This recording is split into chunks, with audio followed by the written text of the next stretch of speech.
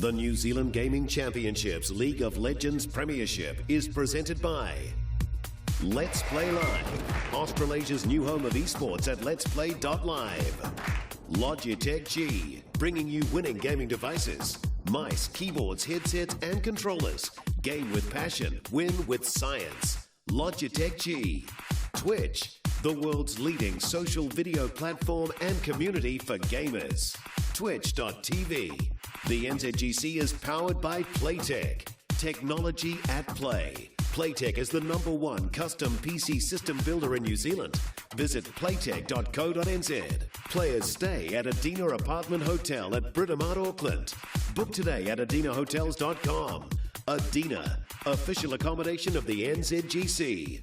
Now, let the gaming begin.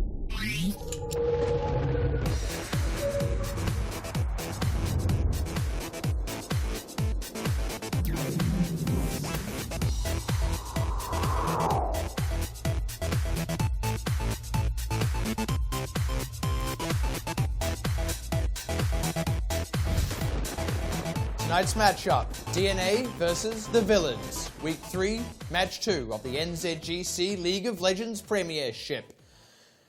And of course, that Premiership is here, as always, at the Hexadome. My name is Matt Pixie Carroll. As you can see on your screens, I like seeing my own name. And of course, joining me is Matt Smite Ross. You like seeing my name as well? Yeah, it's there it is. Woohoo! There it is. Cool. Well, yeah, my name is Matt Smite Ross. I am very happy to welcome you back to the NZGC. We've still got 6 teams. We're almost halfway through the championship so far. Teams are looking to round out their group stage points, as we saw two of the teams last night do just that. Yeah, so we saw some interesting happenings last night. King 5 now topping the tables. So with that in mind, let's take a look at that match and, of course, the matches coming up for the rest of this week. So this is what we were talking about before. It was King 5 taking out the 2-0 victory against Decode Esports, but Decode put up one heck of a fight, honestly, looking much better than before. Tonight's matchup, though, is DNA, our wildcard qualifier, taking on the returning champions, the Villains, and then our crossover matchup of the week on Sky Sport 3, live from the Hexadome. 2Easy are taking on Tiger Eye. So with that in mind, let's take a look at what is on the line for these teams still to play this week. Of course, topping the leaderboards, like I said before, is now King 5 on 11 points after last night's 2-0 victory. 2Easy solid in their second place. Villains and Tiger Eye still tied for third. And really, Villains' prestige is on the line here tonight as they come up against DNA in 5th, and of course Decode still sitting at the bottom of the table, though they are looking a lot more promising. And the really cool thing about tonight is the Villains could actually secure themselves second place tonight, depending on how Wednesday night's match goes. So there really is a lot on the line for them, make no mistake. And with that in mind, they are still looking to be a top 3 team coming into playoffs. They need to secure that tonight. And speaking of playoffs, we are, of course, going somewhere with this, and that place is the finals. Yeah, so of course the finals are going to be at the Idea Collective at the Motat here in Auckland. It's going to be on Wednesday, October 12th, 7 p.m. We'll be casting there. We'll have the players there playing live. So come along, check it out, and attend New Zealand's biggest esports event so far. Yeah, I'm pretty excited to be there, and yeah, we'll actually be our biggest esports event so far. You know, in the rehearsal he said biggest esport event, and I was like, well, there might be a bigger one in future. So good correction there, nice catch. But that is going to be the finals. I'm really pumped for it. It's going to be October 12th. So we are, like I said, going somewhere with this. We still need to finish off the group stages. And that means tonight's match still has to be played. Let's take a look at how that's going to be played. So, like we were saying earlier, it is DNA taking on the Villains tonight.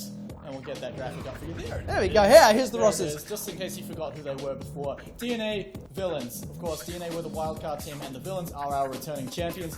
First, let's have a look at the lineup with DNA. It's Sheldor in the top lane, roaming around in the jungle. 021, the University champion, actually. Mid lane is Ark, and working together in the bot lane, it's going to be Neff as your AD carry, and I'm tilting, supporting him. And of course the Villains line up, and we will have to make a little bit of a correction with this one when we come to it. In the top lane they have Bun Bun, Dolph's captain in the jungle, Kensty in mid lane, Shiny at AD carry, and their support tonight, a last minute substitution is Drow over Purple. So Purple out, Drow in. The Villains with their prestige on the line have made a change up. They feel something isn't working, so tonight they've got a little bit of something to prove now. Yeah, so pretty interesting matchups coming out tonight. I've actually swapped mics now, so hopefully you can hear me. Yeah, that's pretty good. I'm kind of worried now. Could they not hear you before? No, I don't think we can really recap that information. No, well, you're just going to have to go with it anyway. But what's important about tonight is the game. Select. Let's get into Champion Select. Let's see what the teams are looking tonight. Of course, like you said, Villains, very important match for them tonight. Looking for that 2-0, and DNA really need to prove themselves, get away from the bottom of the table. Yeah, straight off the board is going to be Shen away from Bun Bun. Smart call. Actually taking Elise out of the picture. 021 is really favoured in Italy, and actually Dolce is the one who's favoured Elise, so interesting ban there. Kind of suggests to me, actually, Villains might want to try and pick away Nidalee somehow. They don't actually have first pick though. They're just going to ban that up. Looks like they're really going after 021 actually. I like this because 021 has been such a massive strength for DNA. Plays such aggressive style junglers, really gank heavy, dive heavy, and well, damage heavy as well, and taking two of the biggest ones away. Honestly, I wouldn't be surprised if we even saw Graves banned out next by the Villains.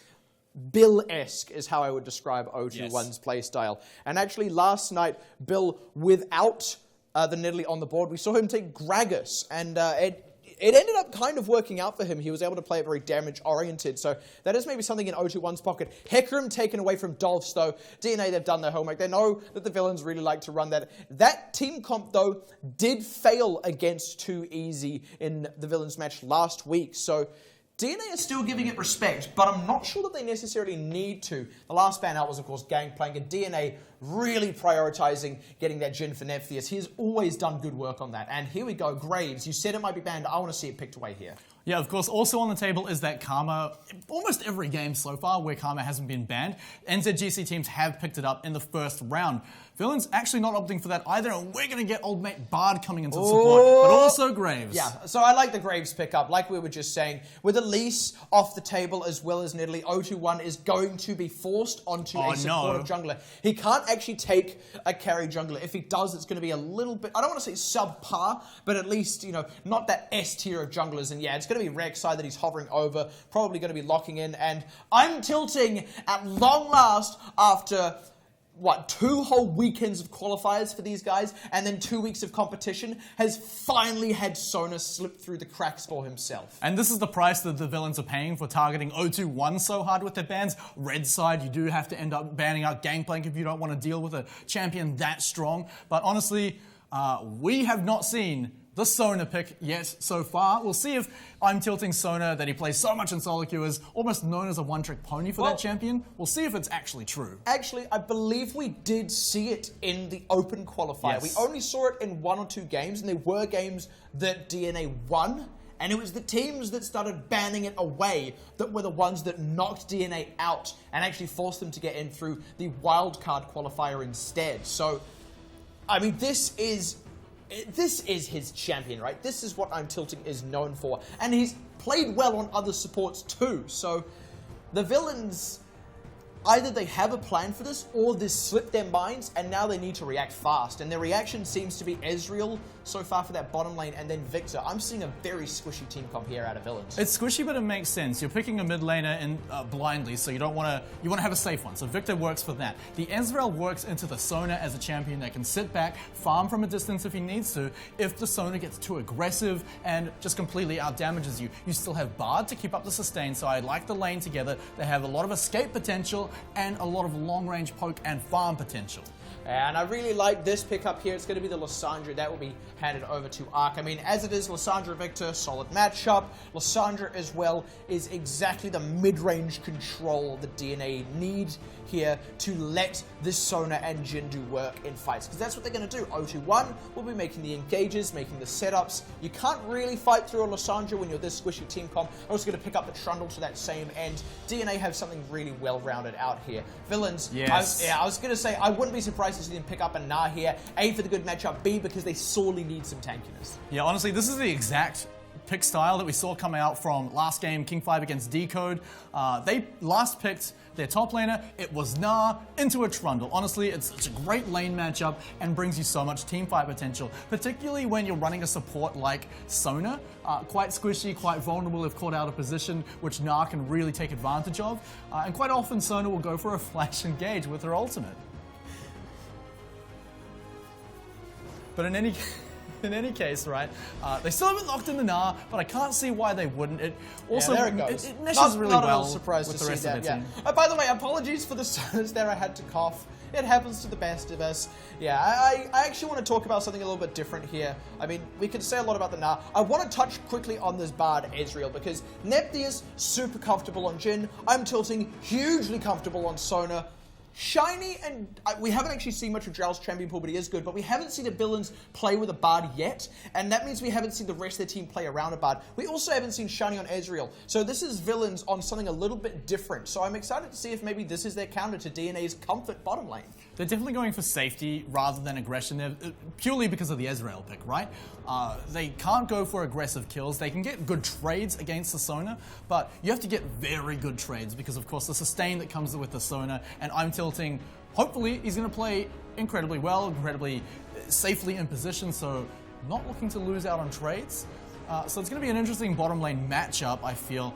They're definitely going to have to, the villains duo is going to have to push for the most aggressive trades they possibly can. They really will, and they need to kind of get ahead as well because this DNA team comp, let's get real, it has to team fight. That's kind of the only thing they can do with a serious amount of success here. Villains, I feel, have a bit more flexibility, and if they get ahead, could potentially team fight quite well. We're going to take a quick break from all that, though, as we hand it over to Cam Crunch Russell, who caught up earlier this week with Cupcake.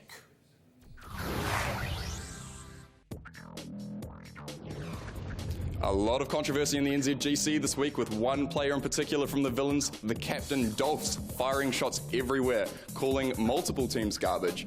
I'm here with Too Easy's Cupcake, recently promoted to OPL with Exile 5 in fact, and you guys managed to take out villains in their first loss in a couple of years. How did that feel? I mean, it felt great, especially to answer all of their shit talk. I mean, the best way to do that is just to beat them and shut them up. So, I mean, it definitely felt good taking them out. Game 1, you guys looked like you were coming out ahead. You managed to drop the ball and they came back. Was there anything in particular that going through your guys' heads to reset in Game 2? Well, to be honest, every single game we snowballed pretty hard early.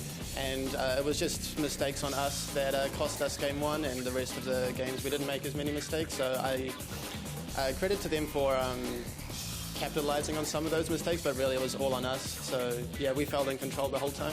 Yeah, I want to skip straight over to that Game 3 where you guys had such a bloodbath of a game, over 60 kills, 50 minutes. How was the tension in that game? Did you guys think you had it in the bag, or what was going on in your head? Well, we thought we lost a couple times. We were always going to pull out the GGs, but no, it was a very back and forth game, and we just tried to stay focused for as long as possible, not let the emotions take control. But yeah, it was a great feeling winning that game. So it's only fair. I'm sure you've got a lot to say to the villains. Have you got any comments there? The only thing I was disappointed about was the 20 to 30 minute games. I think it should have been 10-minute wins easily. And I kind of feel bad for Kensty because he's trying to carry a bunch of washed up diamonds. But otherwise, yeah. So you guys think you have what it takes to take their throne then? Oh, easily, yeah. We're definitely confident. So remember to catch all the action for NZGC this week live on Sky Sport 3 and Let's Play Live. Well, there we go. A couple of interesting thoughts out of Cupcake there.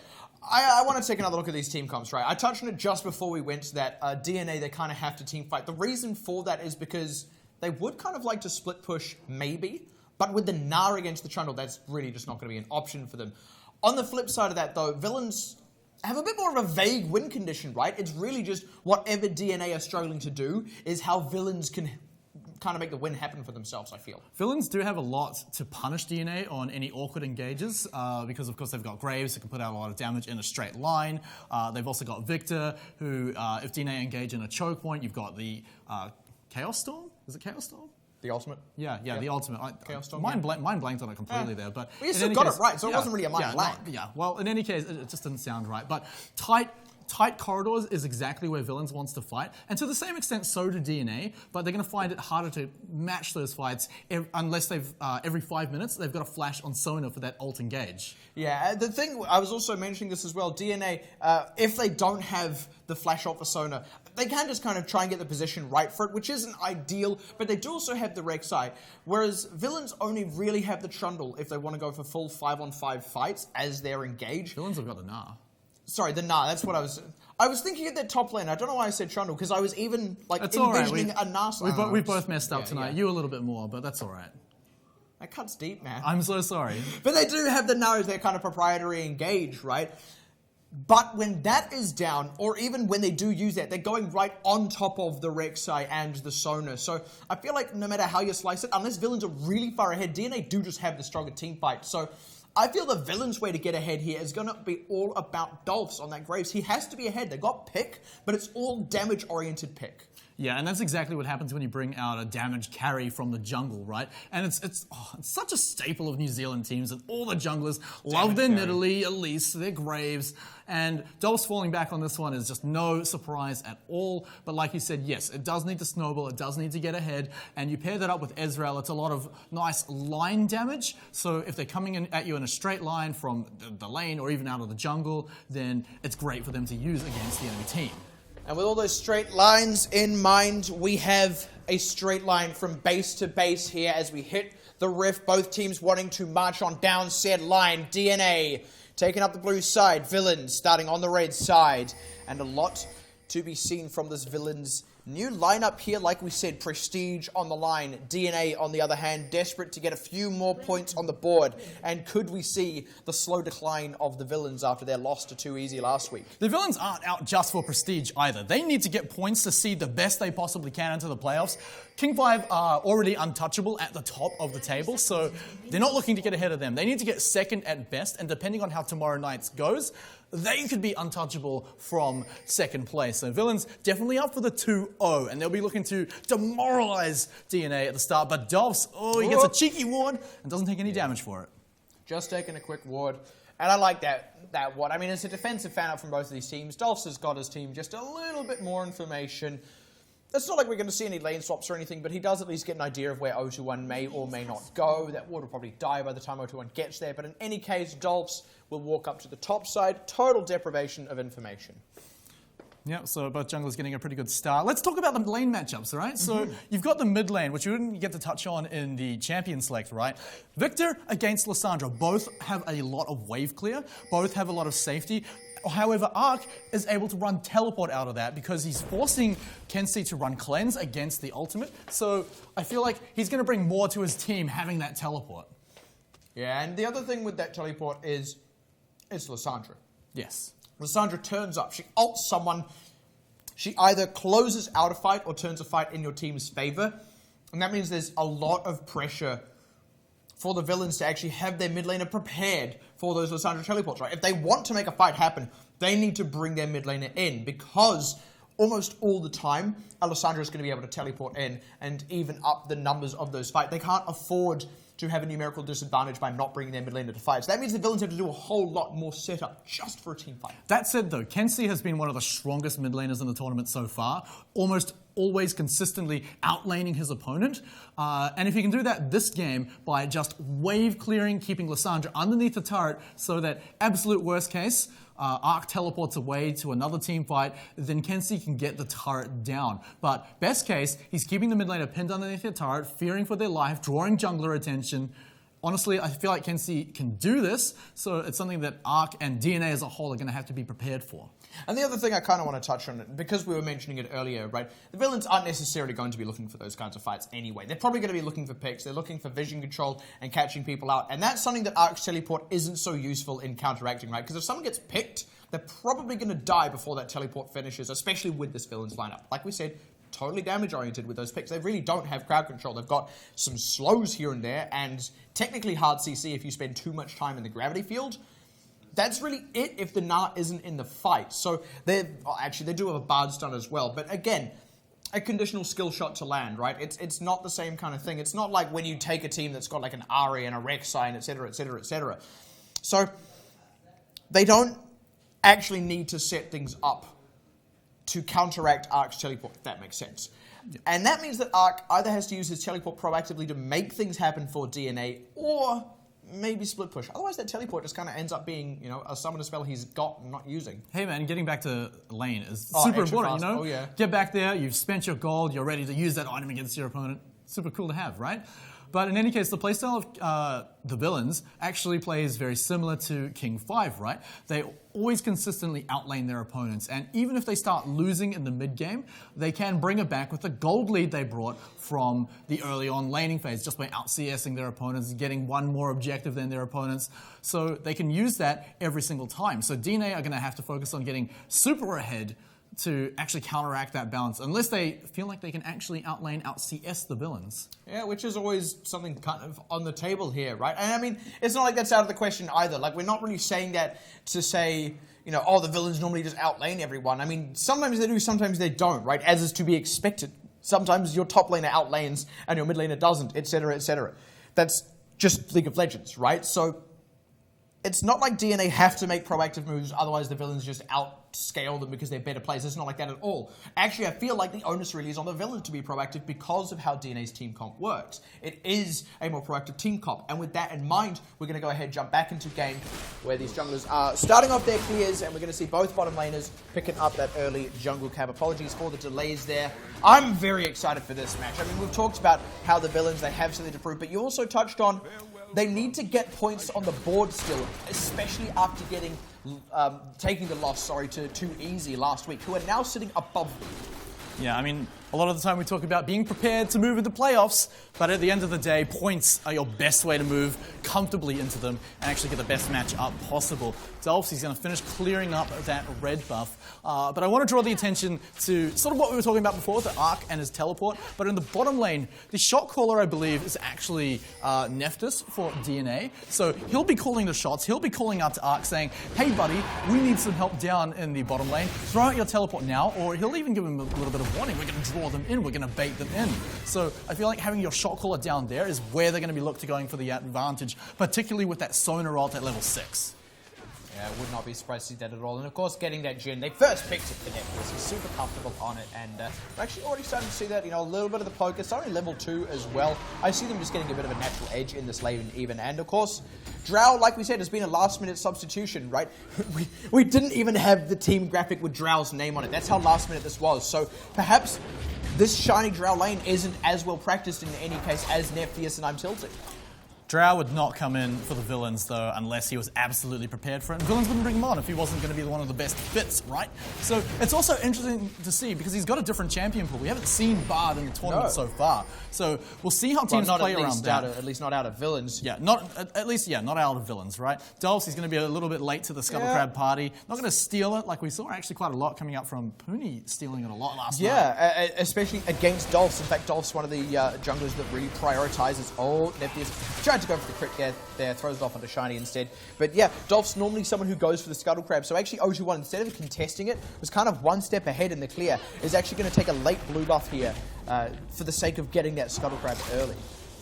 And if we talk about what's going on in the bottom lane, just once again, because I think it's a super important part of this matchup, we saw a lot of poke damage sitting onto Shiny and Drow in particular, but I was talking about it in Champion Select, right? Shiny's on Ezreal. He can sit back, Mystic Shot any CS that he's looking for, and do it completely safely. Well out of the range of Sonar's poke, maybe not out of the range of Jin's Deadly Flourish though, but in any case, he can safely farm, unlike other AD carries which would be put under a lot more pressure at this point. The only thing that has to be said about that is often Ezreal wants to be the one poking, and it's really hard to do that against this team comp. And yeah, here's the late blue buff. They're going to hand it over to Arc.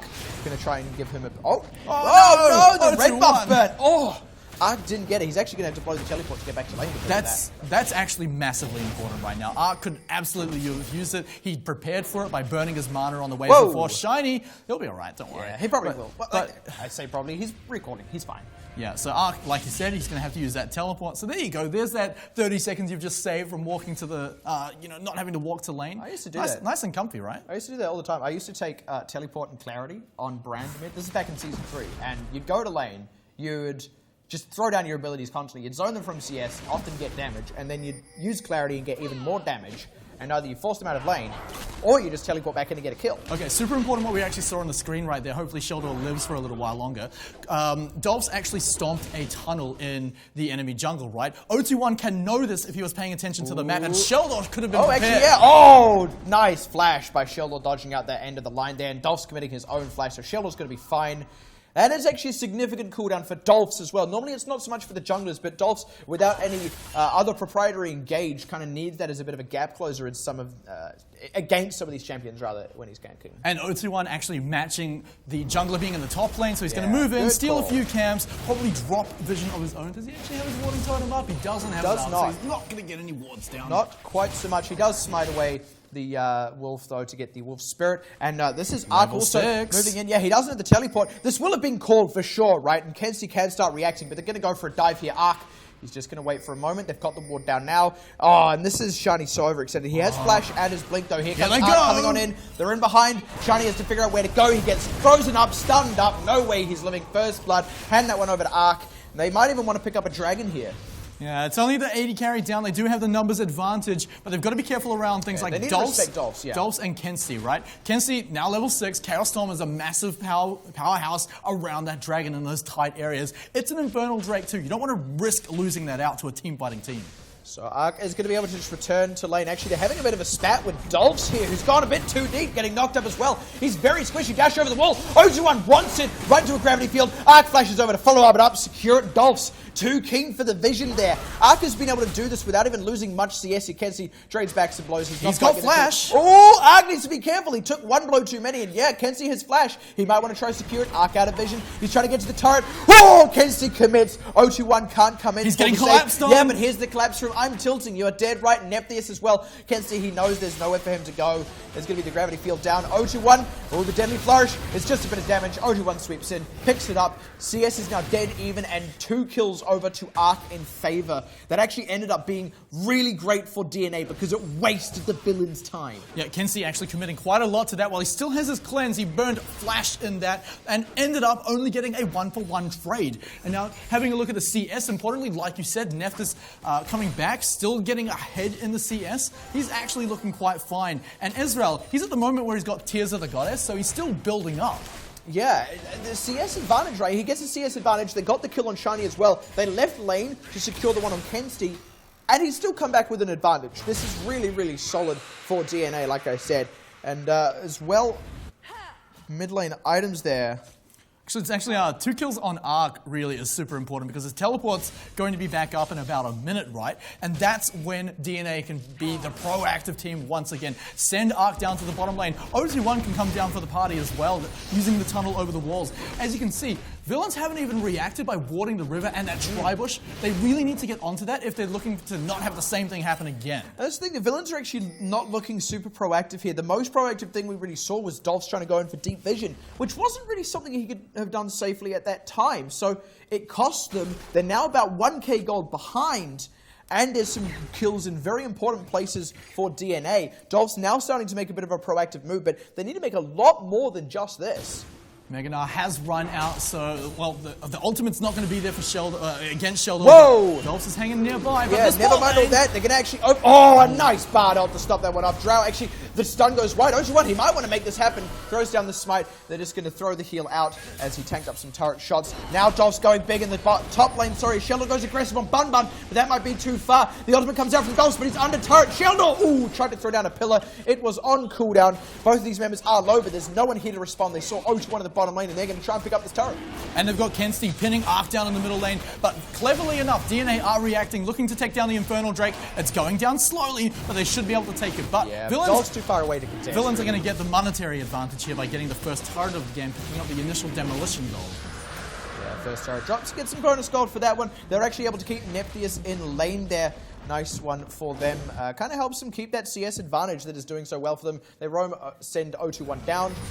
He does get spotted by that ward, but this is slow chip damage on this bottom turret. So DNA still certainly ahead here, despite the gold looking a little bit the other way. And it's good to see that DNA finally, villains have actually put a ward in that bush. It's so crucial when you're playing against not just 021 on the Rex side, but Ark on that Lysandra as well. Really unique parts. But this is a cheeky little blue buff steal here. Ark's going to be pretty upset about this. Does get spotted out. They saw the laser as well, so they know Kenzie got it. Ark, though, you're right, he is going to be a little bit bummed, but he's not in a terrible position. And with 021 here, they're actually zoning him out of late. Actually, Kenzie... Oh, great! Yeah. Sheldon, he was in the area, so he stuck around. Ark is already taking out Dolphs. Kenzie has no support. He drops down. So, in the end, 021 got his blue buff anyway. Ark may not have got it, but they just got a double kill on the only person on Villains who can move proactively. Kenzie as well as dead. This is going to be a mid lane shove. And Drow, honestly, he's just hanging around the mid lane, can't actually pull off anything. Oh, this is nice. is going to pick up the Rift Herald there, hand it over to Sheldor, but Bun, he's close enough to Mega. Sheldor is actually really low. He's been taking a lot of damage here. O21 has to try and tank this up, and it's about to be at the Mega. They do get it. Sheldor's going to try and pick up the buff, and then make like a hockey goalie and get the puck out of here. They're trying to turn it on Bun, a flash out keeps Sheldor safe. The Bardot only catches O21 Arc. Nice roam up, and actually Bun didn't pull it off. Sheldor, smooth moves, walks away with that Herald as well. Villains are constantly being caught on the back foot here, and importantly, it's reactionary play that they're getting caught on the back foot with. It's DNA being the proactive team, pulling out all the stops right now, and actually being completely in control of the game. And we were saying Villains had to be the proactive ones. They cannot afford to go into this mid and late game without a, not just advantage, a big advantage. Because they're so damage oriented, they do not have much proprietary engage. They do not have a really strong team fight comp. What they've got is pick, but it's all damage oriented. They do not have siege. They do not have team fight. And now they do not have a lead. I love exactly where all the gold has gone as well for DNA. 4 kills on Arc right now, because being the mid lane mage really needs to scale heavily into the mid game. He's actually almost 1,000 gold ahead of his lane opponent, and he's going to be bringing out all the damage, particularly on one target as well. And against a lineup of 3 very squishy champions that you definitely need to take out of a fight straight away, it's great that they have all the gold on Arc. I also like that the first item he's picked up has been an Abyssal Scepter, because he knows the one person who can still threaten him, at least for now, is Kenzie. He's shutting Kenzie out from getting a turnaround on him. They know that Dolph doesn't have the damage yet because Arc out-damages him. Really, no one can go toe-to-toe with Arc. He is now going to safely be able to ramp up to that mid-game, and Villains, they have to figure out what they're going to do about that. They need to get a lead on someone. Sheldor hanging around, in fact, actually looking to move into the enemy jungle. He's dropped some vision. And speaking of the jungle, right, the CS might be even between the two, but O21, he's got 2 kills, 3 assists, and really just matching Dolphs against his 1 for 2 right now. Although Dolphs was there for the initial demolition, picked up some of that gold. Yeah, and I was also saying Villains need to find a lead somewhere. The top lane might actually be where they find that lead, but never mind this. O21 wants to snowball a different lead now. They're pulling in O21 to take out this turret. Yeah, getting the gold over to Nephtheus. Good call there. Zoning out Shiny still. And like I said, Villains struggling to find a foothold aside from this top lane. And now exactly what they can do, because Dragon is now ages away. DNA can send their duo lane up to the top and give Sheldor a little bit of breathing room, just holding the lane down on the other side of the map. And it also makes an answer to Bun. They're already trying to send Arc up, actually, but he did get spotted out by wards on the way there. He's just going to place some deep vision down and return to lane instead. Sheldor, with that Rift Herald buff, he's not really able to make much. Actually, he doesn't actually have it. That's just yes, he does. purple. No, it's there. It's there. He definitely has it, I think. Well, I don't see it buffed. You know what? Maybe he has it, maybe he doesn't. But in any case, it's not actually affecting his lane a whole lot because he is not the one with the lead. No, he's definitely still continuing to be pushed in, and that's going to get only worse once Bun finally finds that frozen mallet. It's honestly the bane of every Trundle player ever, getting kited by a Mini-Gnar all day long, and Bun, he's just crawling back, not quite having the gold yet to go back and get it, and a little bit of a lull right now. Yeah, the funny thing though about that frozen mallet, Sheldor isn't really here to play against Bun. He's actually here, at least in these team fights, to play against Dolphs. Dolphs can't really get into close range if he has to fight through a Trundle. That's just not a nice thing for a Graves to have to do. That's why I say they're pick-oriented, because they are not at all equipped to teamfight against this enemy team. And looking at the items for the bottom lane AD carries, right? Nephthys has finally picked up his Yoma's Ghostblade, a nice power spike of an item.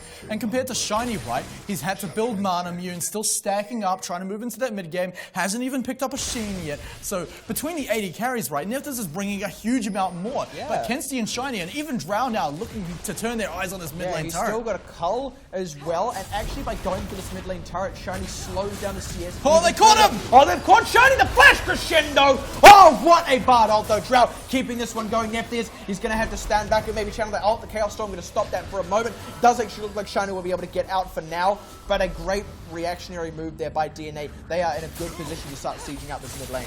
Yeah, forcing Shiny back. He does have True Shot Barrage, so he can help out with the wave clear. Back there it goes. You can see it coming down the mid lane. This turret is at half health. Both top laners have their teleport to join the fight if they need to, but smartly, DNA backing off with 10 seconds for the dragon. Yeah, this is a really good call. They know that Shiny isn't anywhere near. They also know that the True Shot Barrage can't come across the dragon now. It has to be Dolphs who goes in for a steal. And Dolphs, like we said, he can't even get past Arc.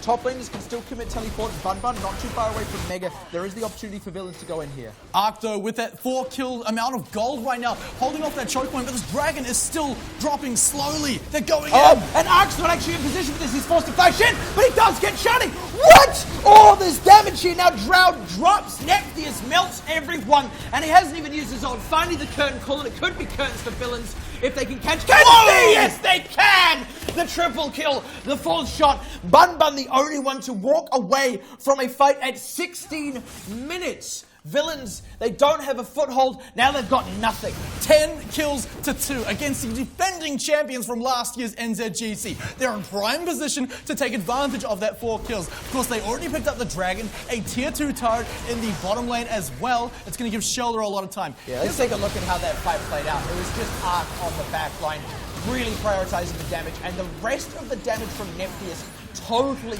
stopped Dolphs from coming into the fight. The rest of this was all just clean-up crew. And it was a bit unfortunate that Kempsey couldn't get out as well. Bun. Yeah. Not fat enough, unfortunately. Interestingly, in that team fight as well, Sheldor cancelled his teleport. He saw the damage that came out from Arc and said, all right, guys, you guys have got it. I'll just hang out in the top lane. Even up that CS a little bit. He's still 20 behind and now up against the Frozen Mallet Nah, which, as we were talking about, pretty terrifying. But look at the mini-map. They're going to opposite sides. Yeah, and that's the thing. That's what happens when your team comp is squishy. Arc can just kind of melt through it. Bun he is tanky, but he can't really tanks the damage someone else is already taking, you know? So, I mean that very seriously. So, Shiny was just kind of gone, and that's to be expected when Arc is level 12 and Shiny is only level 9.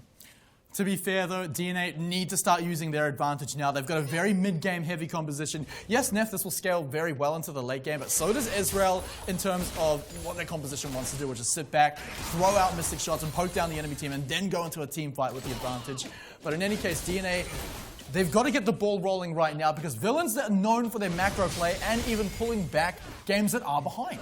And really that'll come down to vision control. So, like you said, DNA, they still need to be very smart about how they control this vision. And they do need to make a couple more proactive moves to start closing out this game. They can't really just let it lie because the villains will eventually find a way to put this one back in their favor. And now they've got Sheldor down on the bottom lane doing that split push with the Rift Herald. He definitely has it. Yeah, he does have it. So, and Arc, he's got his teleport, can come by and help out. We saw what he did to an entire enemy team before. I feel like even if they caught out, Arc and Sheldor together can definitely make an even trade, but Dolph's very deep in enemy territory. Yeah, they're looking to take out Sheldor. But there's going to be a reactionary play from DNA here anyway. They're already committing a teleport from Arc, and that means that this villain squad can't execute on this game. They cancel the teleport, but it's all that's been enough, right? They forced Dolph's off, and DNA were able to take the top turret and force Bun away. So DNA was setting up for it to be a trade. They didn't even need to trade. They just walk away with an advantage. Yeah, so all they lose in that entire thing was a smaller cooldown on Arc's teleport. They're still threatening this turret right now. They've got a lot of long-range poke damage coming up from Nephtheus and I'm Tilting. They're moving their presence towards the mid lane, but importantly, that jungle space in between the two tier 2 turrets. They've got vision control, and now they're being a little cheeky. This is so smart because they know Dolphs wants to put vision down. That's how he likes to play. Dolph's playing the smart option there, just checking that bush with some damage first. Bun though might get collapsed upon. The knock up and the stun. He is mega form, but 0-2-1. He can tank up that turret for long enough. Bun, he flashes out. They're looking to get a shot, just trying to thread the needle there. Can they land one through? No, they can't. And they really chunk out Dolphs there. With 2 members low, that's going to force villains off this next turret here. Dolphs and Bun, they can't participate in this fight at all. And look at the other sides of the map. Mid lane being pushed by Arc, bottom lane being pushed by Sheldor. They can't hold every front, especially with 2 members forced to recall. They're going to lose a turret somewhere. DNA are being absolutely relentless here. They're not just being proactive. They're not just looking to get a bit more ahead to start closing out the game. They're already going ahead with Operation Close Out. Key thing to do right now, though, is get the wards up in this jungle. I feel like they might be recalling a little bit too early before doing that, because Baron, he's spawning up right now. There he is. There's the big purple worm buddy.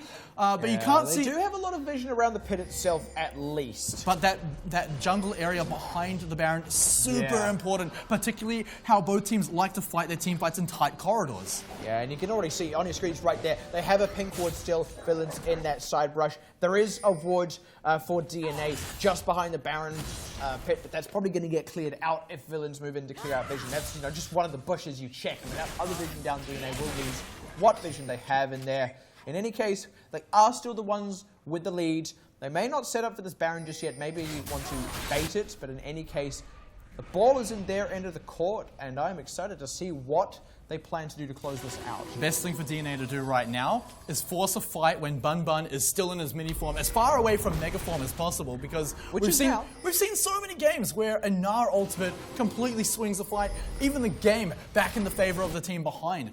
Speaking of swinging ultimates, I'm Tilting is about to have that crescendo and has that flash available. So you said when Bun Bun is a long way away from Mega, well, he's about to go Mega. I'm Tilting and OG1 are clearing out the vision now. That means there's soon going to be that window for them to fight. They might have to go for it now because I'm Tilting's taking a chunk. Kenzie still deals a lot of damage. Funnily enough, that forces I'm Tilting out, and he's going to have to recall for sure. O21 and Nepthius actually have to help with the retreat here. They might be caught because Bun Bun has come in with the Mega. He hopped too far away. Nepthius had the flash. Sheldon, though, he's the one stuck in the middle of the fight. Now, here comes the ultimate out from Nepthius. They find Bun Bun, and now they can turn it around. I'm Tilting sneaks in a crescendo to catch out Drow, forced to flash over the wall. Drops down to Sheldon. Arc now finds Shiny, a double kill for him. And now Kenzie, man alone, under the turret. O21 looking to close that one out. The ace is surely going to be there. Actually, no, Ken's away. Again, Caster's Curse. I'm caught a lie the moment I say that, but it doesn't even matter. Kenzie is as good as dead here because these turrets are going to drop. Kenzie can't do anything to defend it. We're only 22 minutes into the game, so death timers are not that long. They're only going to be able to get this inhibitor at the very most, but they can back out, drop wards like I was saying before in that crucial area behind the Baron. So, like I said, they're not going to get anything past the inhibitor, but they need to go down and get that vision if they want to have a hope of getting a free Baron. I kind of want to speak about something here. Villains, they are behind this game. We said Prestige was on the line for them. Whether or not they win or lose this game at this point, their prestige has officially been tarnished. They lost a match last week. It was a bit of an upset, and they are currently losing this game. We cannot beat about the bush with that. But they're not even losing it in tight fashion. That's 22 minutes in, 10,000 gold. If they want to restore prestige tonight, it has to be in Game 2 and in convincing fashion. There's no beating around the bush, like you said. DNA are wiping the floor with the Villains right now, and honestly, after some of the talk that's come out from the captain of the Villains, this is twice as long as 10 minutes, Dolphs. Come on, what's going on? And at that point in the game, the third dragon will be going on down over to DNA. 3 in the pocket for them. I believe they've got an Infernal, a Cloud, and a Ocean Drake, so Mountain is officially off the table. Yeah, fun fact, unicorn. I actually learned pretty recently, only 3 dragons can spawn in a singular, or 3 different dragons, which crushed my hopes of getting the unicorn game we talked all quarterfire about a unicorn game where you get one of each dragon, and it's just not even possible. In any case, DNA picking up the dragon, picking up the Rift Scuttler as well, getting that deep vision down to the top side of the jungle. They're feeling so comfortable with fighting.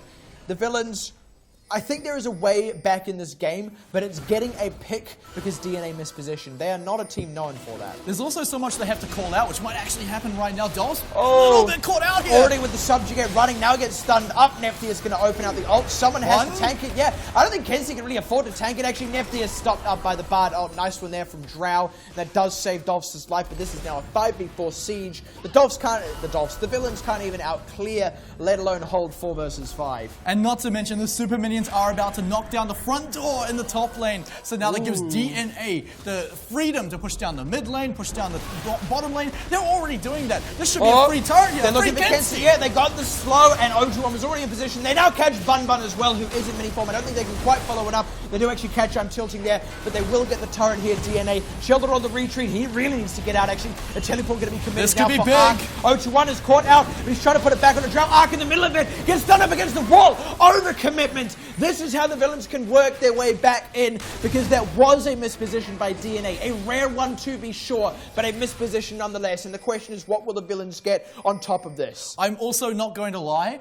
This is something that teams do a lot in the NZGC. They get an advantage and they look at turrets and they see it on 1 or 2 auto attacks away from getting it down, and they stay a little bit too long. They get greedy, they get overconfident. And yes, even with a 10,000 gold lead, you can lose a team fight. We actually saw exactly that in last week's super tight game between the villains and Too Easy. It was Too Easy ahead and sieging out the top turret. They still won the game, but let's be real, it took an extra 10 minutes because of a slight misposition, and that goes to show the villains can punish a misposition, but they can be punished in turn because Dolphs is far too deep here. He can't kill I'm Tilting that quickly. Now the rest of DNA are here.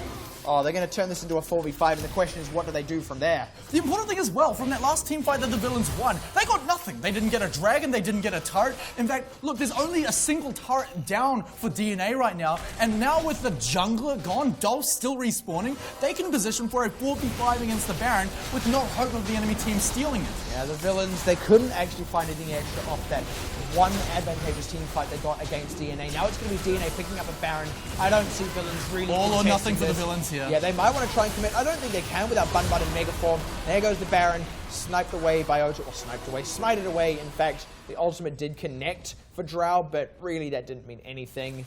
DNA taking a nice safe play there, getting the free easy Baron with the enemy jungler down. We're back to a 5v5 now that Dolphs has rejoined the party, but that inhibitor is still down in the top lane, albeit not for much longer, but the same options are there for DNA. They can split push, they can siege up in 2 lanes at once, and that is compounded by the fact that they can get Baroned up minions in every lane. Definitely in DNA's end of the court here. They are the ones with the power, with the gold, with all the advantage, and like you said, the super minions flooding in that top side, putting pressure on the map. They don't even need to make the pressure themselves. Now with that Baron, I guarantee you these inhibitor turrets are going to be falling in the next few minutes. Villains, if they can't get back into this one, they need to assess what went wrong, and they need to do it quick smart because they can't afford another loss. No matter what happens tonight, right, bottom of the table teams so far have absolutely shocked us, right? Decode pulling out an excellent victory, well, not victory, but excellent performance last night. And, well, we're primed for DNA to do the same thing against the villains tonight. Villains coming in very, very prestige, very highly hyped up. And honestly, what have we got here? A 10,000 gold lead so far for DNA. And this is a DNA squad that, need I remind you, got 0-2'd by King 5 on Wednesday. So the fact that they've rallied and have come back in the same week, not the same competitive week schedule-wise, but the same, calendar week, really speaks to their mentality. They know how to improve, and they're really pulling it out here. So now we're finally getting a little bit more of the important chip damage against these turrets. That's not chip damage, that was a chunk. Nephius. Whew, that's a slice of pizza coming right out of the turret there. 021, he's going to be able to get away, but look at that, Bun Bun's going to turn into Mega Form. This gives about 10 seconds where the villains can fight. After that, that's going to be prime time for DNA to go for any kind of dive, any kind of team fight. The thing is, by the time it runs out, these minion waves are going to have just arrived in the mid lane. It's perfect time to take down that turret. So Bun Bun, he can't really get anything. Yeah, Dolph's actually stunned up. They can't make a fight happen here. And yeah, now another exposed inhibitor. This will certainly be going down. And now DNA, they may want to fight. They may just want to close this one out bit by bit. They've got the tools for it, a flash crescendo, and I'm Tilting. Where is the fight going to start? Yeah, honestly, if it's going to start anywhere, it's going to be I'm Tilting with that flash. Bun Bun does have his flash. Oh, the Tempered Fate's there. Trying to start it. They got that one. Oh, they blew up one to start it off, but it's only I'm Tilting who still threw out a crescendo. They Ark with the Zonius there, stays alive. Bun Bun, the only tank, drops down to shot number 2. 3 goes on to Shiny. 4 as well to secure it. And that is a good set of kills for Nephius, as again Kinsey the only one alive. That's game. This is game indeed, as DNA, they don't just put one on the board, they do it with a punch to the face against the villains, who are suddenly no longer the team to beat. They have been beaten, and they are the team in sore need of a win. So where does this put Villains in regards to making it up the leaderboard on points, right? They can only get 3 points at the most if they take out the next 2 games in a row. It's honestly not as comfortable a position as almost guaranteeing second place, right? So they're looking to be shaking in their boots a little bit, and after such a convincing defeat as well, they've got to be hoping for any games to win right now. Exactly. And funnily enough, the way it's working as well, they are tied with one team and behind another by 1 point. And those are the 2 teams, 2Easy and Tiger Eye, that are playing on Wednesday. So, someone's got to win. No matter the result of that, right? If the best thing the Villains can have happen after tonight is finish the week tied for second. And that is so far from ideal, right? If they get second, they want it to be uncontested. And even then, there are now questions about whether they can push for that. Like you said, they need to win these next 2 games. And that means they need to win the next one, lest they get 2-0'd by DNA. We're going to be coming on back in just a few minutes to see if DNA will close out that 2-0. Villains, they need to change something up, and it needs to be more than just their support, because they are suddenly not the reigning champions. Every challenge is a call to play smarter, to push further, to be better. That's why we put every aspect of gaming under the microscope. We are Logitech G. Gaming is our passion. Winning is our pursuit. Science is our method.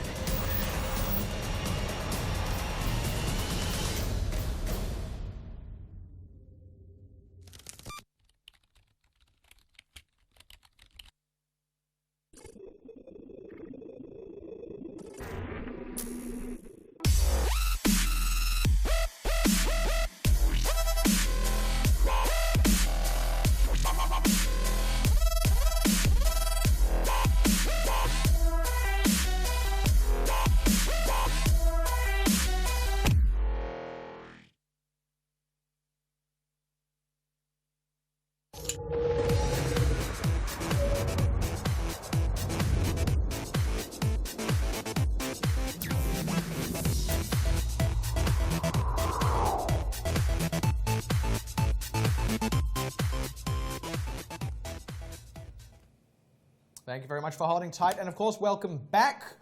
Hope you got a sandwich or something, because you're going to need it. This has been a pretty cool first match. And I was going to try and weave in the food thing. I haven't made it work, but in any case, here is Cam Crunch Russell. There we go. It's going to be like crunching down on a food, but it would have to be a very lettucey sandwich. In any case, Cam Crunch Russell to help us break down what happened in that last game. First of all, DNA were the ones who won it. How? Right, well, you've just seen Villains sub and Drow very last minute into their roster. Then you give away I'm Tilting Sona and Nephthys Jhin. Those are the 2 most played champs that those guys have. So you're effectively putting your bot lane up against the odds and giving them what they need to get rolling. I think that was probably one of the main issues, is pick ban. You shouldn't be giving those champs away in a lane that you're just trying to get rolling. Certainly something that the Villains will need to adapt to in this one. And also, in terms of adaptations, what went wrong for them there? What else do they need to be changing up in terms of their own picks?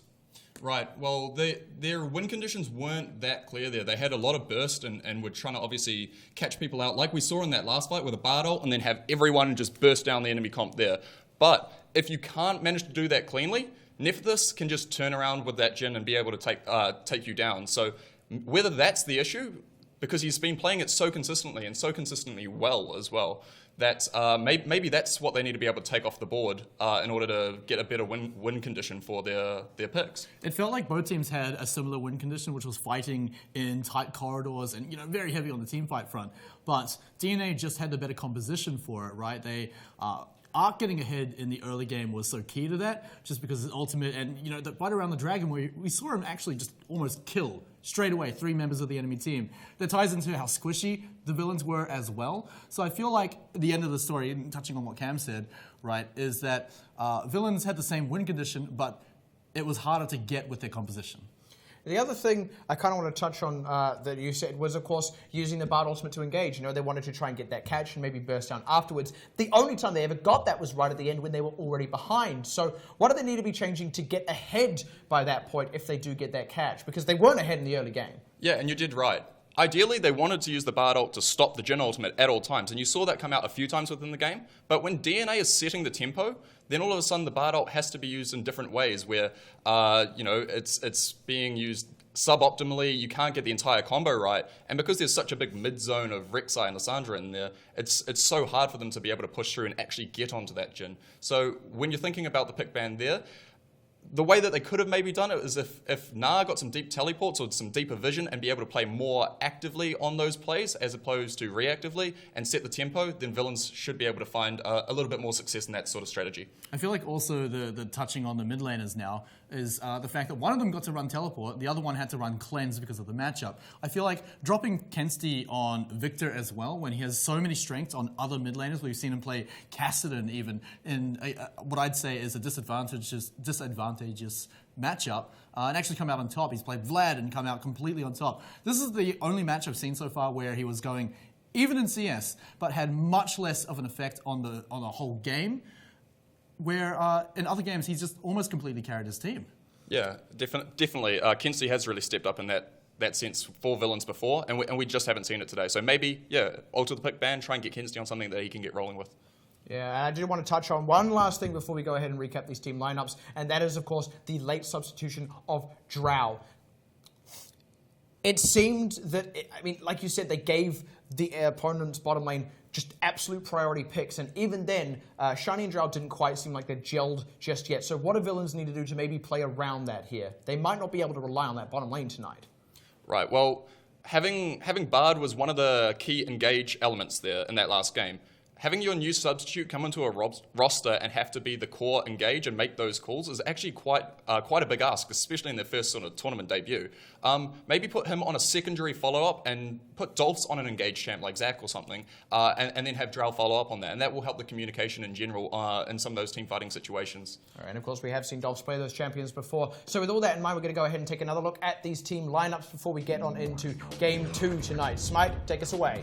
All right, so we already know the teams. It is DNA taking on the villains. DNA looking absolutely very strong, particularly from that bottom side of the map. Let's have a look at those players, right? Sheldor is going to be in the top lane, 0-2-1 in the jungle, Ark going massive in the mid lane, and down in the bottom lane, AD carry and support, Neff and I'm Tilting. And 0-2-1 has certainly stepped up in the jungle, being able to outperform Dolphs significantly in that last game. So whether or not Dolphs will be able to step it up and maybe another rumble in the jungle this week. Absolutely, and of course on the villains side we have Bun Bun in the top lane, as you just mentioned, Dolphs in the jungle, Kensti in the mid lane. Hoping to see him put on his carry pants this game, and of course Shiny and actually Drow as his support in the bottom lane this week. And Shiny in particular has had a bit of a slump in the last couple of games. We're really looking to see him step up against that bot lane this time around. Yeah, well, all right, well, that's the matchup. And of course, thank you very much for joining us, Cam, to help us break that one down. We're going to go ahead and jump into Champion Select as soon as possible. You can stick around, Cam. It's okay. No rush, no rush. You know, we like the look here.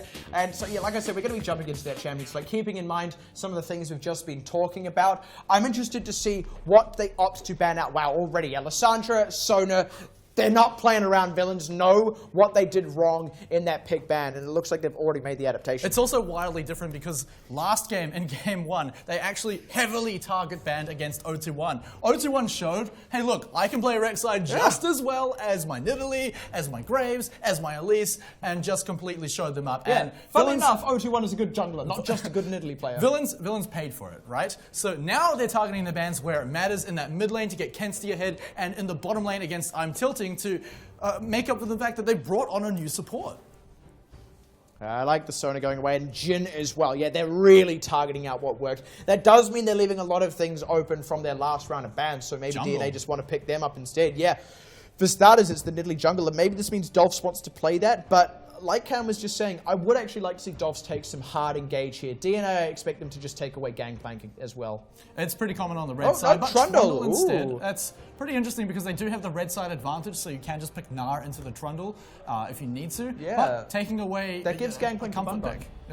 It's an option for them to take it up, but there it is, yeah. Straight to Dolphs. Can't give that to 0-2-1. No, you certainly can't. But at the same time, like we said, we maybe wanted to see Dolphs in some hard engage, and instead 0-2-1 is going to take the other thing that was banned out against them, and that's the Elise. Hasn't locked it in yet, but I'd be surprised if he locks in anything else. They're going to go ahead and take up the Karma here, so Gangplank's still an option for Bun Bun now.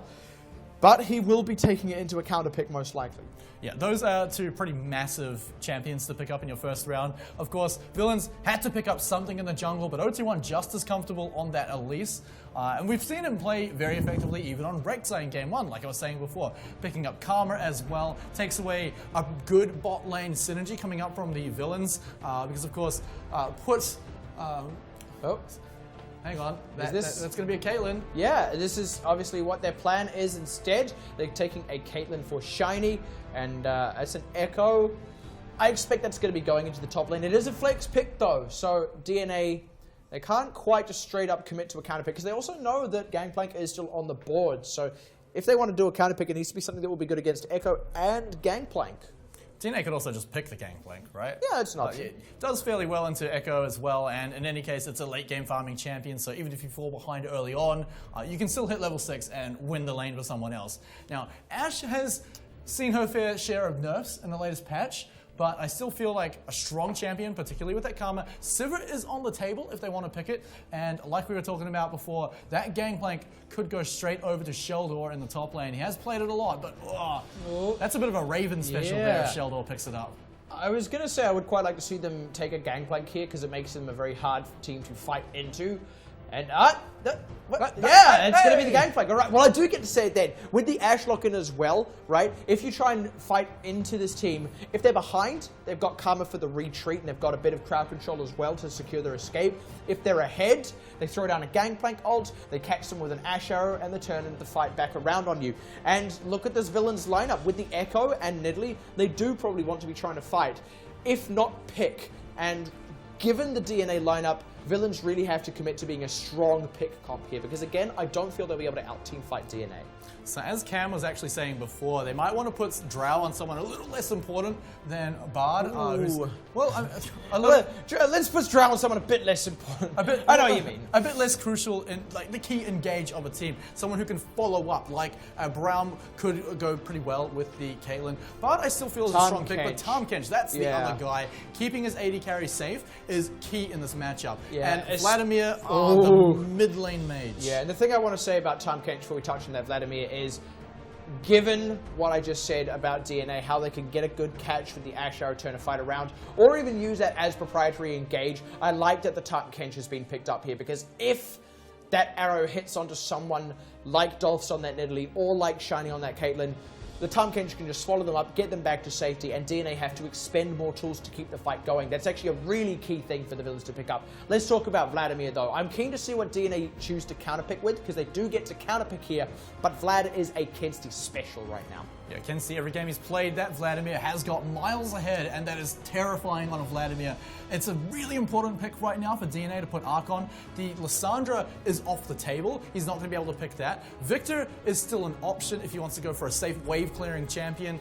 There's a few options. I feel like, Cassidy taking that against the Kensti really himself. Do it? That would be brave, to say the least. And Arc switches or swaps. Let's just put the two together. Swatch is also a word, though, isn't it? Like a swat. No, I'm thinking of swath of fabric. It's definitely not swatch? a word. Maybe Swiss swatch. I feel like swatch is a word, but in any case, it's going to be Victor picked up for Arc. And we've seen Arc play Victor pretty comfortably. We actually saw him a couple of weeks ago play the Victor into Lissandra and the Lissandra into Victor and win both. That said, though, Kensti on Vladimir. Yeah, bit of a different thing. It's not a Lissandra. Yeah, Kensti on Vladimir is just so hard to deal with, right? Manaless champion, so he can endlessly shove your wave. Now, Victor can match that, but blue buff control is going to be pretty important as well, and both junglers with their aggressive playstyle are going to be looking to get any steals they can on the enemy. Really want to show each other up, particularly with the amount of prestige and even, dare I say, a little bit of trash talk going around throughout this match. OT1 definitely wants to throw a few punches against Dolphs. Definitely does. 021, Kensti, Nephtheus, Arc. Who are these people and what do all these names mean? Well, let's go ahead and find out. We're going to take a quick moment to meet the players.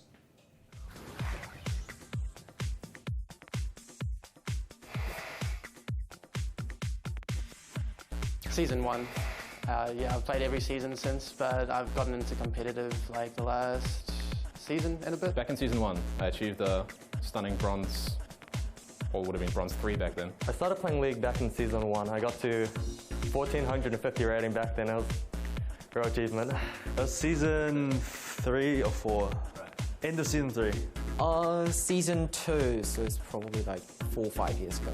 I started playing LoL during season 3, so, in the middle of season 3, so I think when Aatrox came out. Started playing LoL in season 2, at the very start of season 2. I think it was kind of Lulu Hecarim time when that patch was coming out. It was on season 1. I can't actually remember how long ago that was. That was like 5 years ago now? 2012, 2011, yeah. Bard. I've played a lot of Bard and he's so much fun. 2 different answers. My most played champion is probably Alistar, and my favorite champion is Lucian. My favorite champion probably is Rek'Sai because he's mega fun. Just unbarring everybody, it's good fun. Favorite champion is probably Lee Sin. I'm pretty well renowned for my Nidalee in solo queue. However, my most played over my League of Legends career had to be Shaco. So if you've got any questions on Shaco, hit me up with him. Nidalee. Nidalee? Yeah. My favourite champion is Shrinnerman, because I can just cheese. Well, that's an easy one. My most played is Nami, my favourite, by quite a long shot. A lot of people know me as a Nami one-trick. I was actually Fish King brawler for Nami the last time I played in NZGC last year. My favorite by far is Vladimir, who just, you know, farms everything. I have to go with beating villains because Dolls has talked down on my boy Blinky, and we're going to show him who's boss. I think being on villains, we kind of have to want to beat too easy. Dolls has kind of put up a stigma for us. Probably the team with Dolphs on it because while he is the most experienced one, like World's O-Dog's got to go down at some point and God's better to take them down than the rookies. The team I want to beat the most probably is the team with Blinky because for someone so awful, he does talk a lot. I don't have any preferences, but my team's pretty keen on playing against villains, so we'll see how that fans out, eh? Obviously villains, because they're the former winner. Yeah, villains. Definitely DNA, because O21's in it, and just want to beat him. The team I want to beat most is definitely villains, because there's been a few issues with players with villains this year, and obviously they beat us last year in the semi-finals and knocked us out, so it's a bit of a grudge match this year.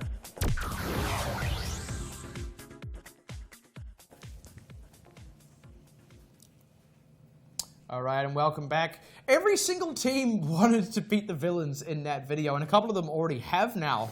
It's happening right now as we speak. I mean, DNA, they're 1 game up, only need to throw out 1 more to get a 2-0 against the villains. And of course, they've got the comfort of maybe losing this game if they absolutely have that happen to them. I'm not going to say they let it happen, of course. Yeah, I mean, you don't really want to lose a game because you got the comfort. And actually, this could be the villains facing their second 2-0 loss here. No, actually, you're right. It wasn't quite a 2-0 loss, but it was an upset. Let's be sure about that. That being said, I kind of want to touch on this before we get into game, right? The villains, they've changed what wasn't working in that last game. And Cam even said it quite outright. They didn't really have a clear win condition. They've got one here. They've absolutely got one here. They've got a really sustained heavy fight. If they're behind, they've got some pick potential to get themselves back in this game. They didn't really have that last time around. If they're ahead or even just even, I feel like they win the team fight. The villains, they're coming here with the stuff they need to win, and they need to prove that they can still win. Yeah, and they've got to have their game faces on after that first loss as well. Like we said, returning champions, a lot of prestige on the line. They're really defending their honor right now. And last week, let's get real, it was a little bit crushed. Thank you for that, Prince Zuko. Honor on the line here as we hit the ref for game 2. Is it going to be DNA closing out the 2-0? The first full 2-0 defeat that the villains will face, or will it be the villains putting 1 back on the board, maybe proving that they do still have the stuff to reclaim their title as champions? We'll see if DNA's training has paid off, or if it was just a lucky win at the start of this series. They're all moving as a unit. They're looking to come in for the win, get that 2-0, and put villains in their place.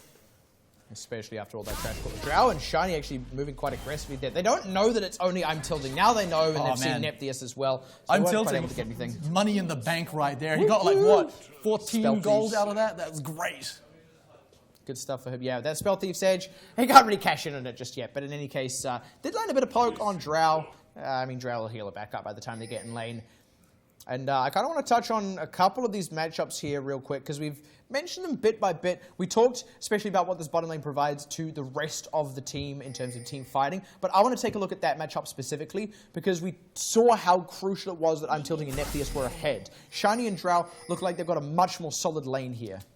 They definitely have a lot of trading potential in the fact that Caitlyn's really long range and Drow can tank up a lot of damage, particularly even body blocking the volleys coming up from Ashe and just regenerating most of the damage that comes out from that. But at the same time, right, Ashe and Karma, it's no Sivir Karma lane, but it has a huge amount of wave clear. And Caitlyn, while she has a little bit of her own, it's not going to be backed up by the fact that he's running Tom Kench as the support, so that's not going to back up the wave clear. So Nephthys and I'm Tilting have the option to shove into the lane as hard as they can. They're not exactly looking to poke and siege. That being said, they could catch DNA out of position a little bit and put some kill pressure down, especially with Dolph, who is going to bring a ton of damage. They don't actually need heaps of crowd control. I feel like the slows would actually be enough against, you know, a relatively immobile Ashe Karma here. Also, to speak to Dolphs, last game we saw him again on a carry jungler, and he didn't really make the proactive moves we used to from him to get the snowball going. We really need to see that change up in this game. Yeah, 0-2-1 though, on the flip side, is running that Elise, one of the best tower diving champions early in the game. Using that repel to juggle the tower aggro. A few trades going on in the top lane, that's quite a fair amount of damage. Yeah, Bun making good use of that level 2 advantage. Taking what's his, I guess you could say, and maybe that's what I was trying to say. Who knows? In any case, Sheldor does take a chunk. Yeah, 0-2-1. He's still going to continue to clear out that damage. We haven't seen either jungler go for any aggressive invades yet, haven't gone for any deep vision, haven't even had any fights around the Scuttle Crab, which we so often see. Now just a bit of skirmishing in the bottom lane. Both hitting level 2. And it's looking to be fairly even Stevens, at least in the early parts of this game.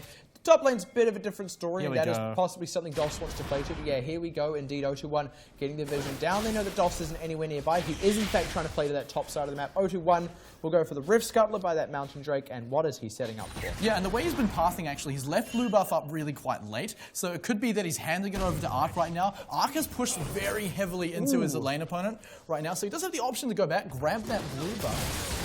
I feel like that's not going to happen, though. Yeah, Bun actually took a turret shot or two there. Not so ideal for him. Dolph's now getting spotted out by Ark. Spear goes wide. Dolph's with that double buff. He does need to start making something happen.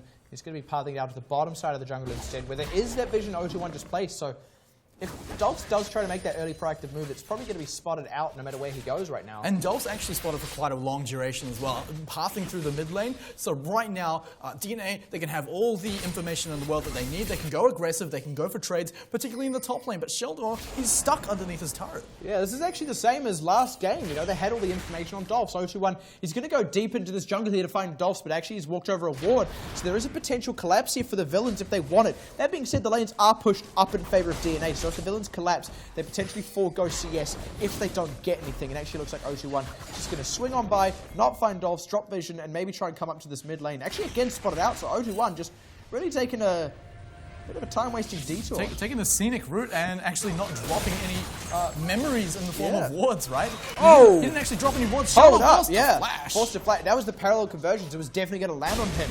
Bun still with his, taking a bit of a chunk. His Dolph's trying to make a proactive move on. I'm Tilting. They do force the heal there. Drow going to eat up Shiny. He's going to be safe. Good move by Dolphs, though. They force something out of I'm Tilting and Nephthys, so that means he can maybe look for a return gank. In any case, this is the proactive Dolphs we know and love.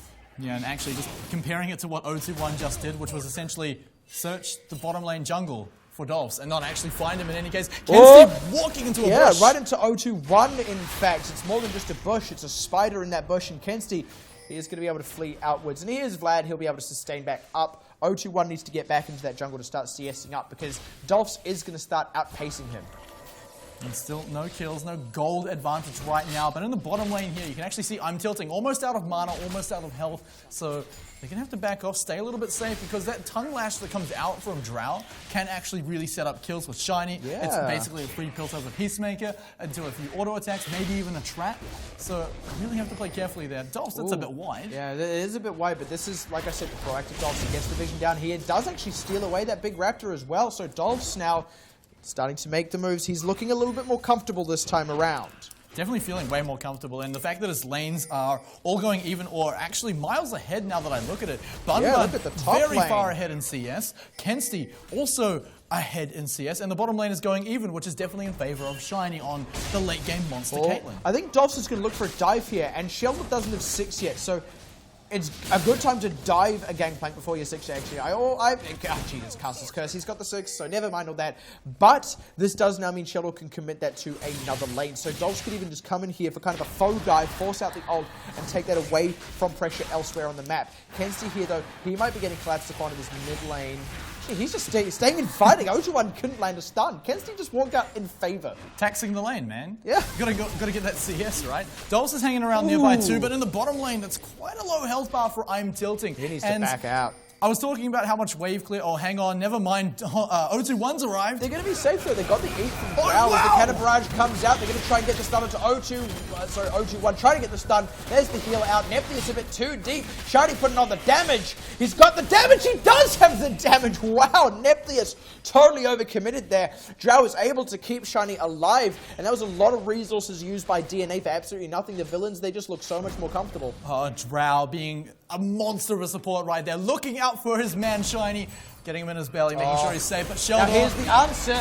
Oh, Sheldon, he has to go straight into the spear, eats an orange very early. Dolphs takes up the extra turret shot to give Bun the time, who ults back, takes another shot, and another. He's going to be fine. And another kill picked up for villains. Not even a trade, just 2 straight wins. And yeah, you talk about how it's the answer. It's actually the answer to the jungler showing up in the bottom lane and losing out a trade. So villains looking very, very comfortably ahead right now. 2,000 gold at 7.5 minutes is actually very, very massive. And they're going to continue to take that CS lead into the late game. They've got Vlad and Caitlyn and even Echo. That's a huge lineup for the late game. Yeah, like I said, this is the villains we are used to. CS leads all across the board, even for the supports, by 10 everywhere. And now they're making leverage from it. Arc takes a chunk of damage, gets eaten up deep in Drow's belly, gonna drop straight back out. Kenzie stands in the Chaos Storm because he knows he's not gonna die.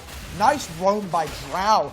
And another kill picked up for the villains. Drow honestly stepping up his game in this game, I guess. Yeah. Honestly, the roaming was great there. Even walking past a ward must not have been communicated in time to Arc, and Arc honestly overstepping his bounds. He still had flash, so he may have been able to get out. Maybe it was actually just coming off cooldown. But in any case, that's going to be just kills across the map right now for the villains. Each lane very comfortably ahead. Yeah, I've got to be honest, this is not the same villains we saw last game. Maybe it was that the villains weren't respecting DNA. Well, they've got that respect now, and they're proving that they can still win these games, at least at this point. About 2.5k gold ahead. Actually, a little bit less than that, but in any case, significant lead. Dolph's already moving up to the top side to get the drop on Sheldon again, if he so chooses. Bun ready to go for the dive with that ultimate. Maybe Dolphs wants to recall. Yeah, he does. I would have liked the dive because they could have forced out the ultimate for Sheldon. You were talking about that before. I'm Tilting and Nephthys getting quite a large amount of damage, but Shiny's back with the Piltover Peacemaker, keeping the peace, not on Piltover, but on Summoner's Rift in the bottom lane. Yeah, and he's actually lost a little bit of CS for his recall timings, but he stayed even in items, kill ahead as well, and we'll be able to even up that CS just a little bit. Blue buff goes over to Arc, and actually he and 0-2-1 may want to prowl around this bottom lane, try and find something, because the vision is at least there for them, and DNA do need to make some moves here. Villains, though, with that dragon, definitely looking to maybe have a look at it, because it's a mountain drake, right? And we didn't talk about it a huge amount of champion select, but Shiny on that Caitlyn almost creates a siege composition for their lineup, right? They've also got Nidalee on Dolphs to throw those spears, put pressure underneath the turret. If they pick up the Mountain Drake, they could absolutely turn sieging into a win condition. Yeah, they do need to make that happen though, but here's going to be the gank finally coming in for the bottom lane. Dolphs is there to react to it, and actually now it's DNA on the retreat. I don't think anything will come out of this, but it does give villains the space to start moving for that dragon, and I almost guarantee they'll take this. Yeah, don't have a scanner up right now, so just clearing out the pink wards. But those are the only wards around the dragon for DNA. They're in great position to take the dragon, but are they looking for a dive on Arc in the mid lane? They might just. And actually, Sheldon's had to commit his teleport and his ultimate to the top lane. This is the perfect time to take this dragon. And if you look at the cooldown, actually, his ult is down as well. This is perfect timing for the villains to look at Dragon. Instead, they're going for a lot of deep vision. Maybe going for too big of a safety net, going for too long, and they might lose their window here. Yeah, they do get another ward down, though. You're right, they might lose their window, but it is a very wide window at the very least. Another ward goes down. They might just be looking to continue to zone out this bottom side, pull 0-2-1 away from the top, because Bun, he is still just doing solo work. So, I mean, even if the villains don't get the dragon, this is still good news for them because of the advantage it gives Bun. Yeah, drawing 0-2-1 away from the mid and top lane just allows Bun and Kenzie to keep snowballing ahead, just like that. Yeah, just like that. hoping we'd have time to touch on that, and I was going to talk about it in terms of Vlad in the team fight with that Spectre's Cal. Didn't even need that. Maybe that's what they were waiting for. Kenzie with that solo kill means that the mid can't collapse either. O2-1 is forced there. The villains, they get this dragon, and DNA are the ones on the back foot. I don't even know if they can get back on the front foot here.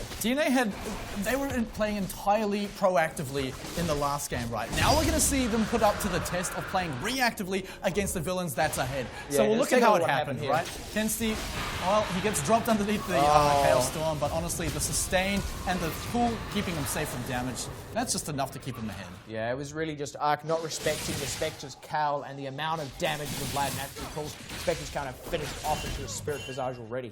Yeah, and that's actually huge, right? Because, of course, it boosts his sustain, and up against a large amount of magic damage coming up from not just Ark in the mid lane, but O2-1 brings out a lot of that too. So, Kenzie, he's already ticking into that late game almost, and we're only 12 minutes in. Yeah, Villains currently ahead by a significant amount, about 3,000 gold at only 12 minutes. Like I said, this is the Villains we're used to. A dragon ahead. Initial demolition has not been taken off the map just yet. Villains, they want to maybe start setting up for that. In any case, they need to start setting up for the things that are going to let them turn this lead into a win. Of course, very commonly, Caitlyn has a bit of a mid-game slump.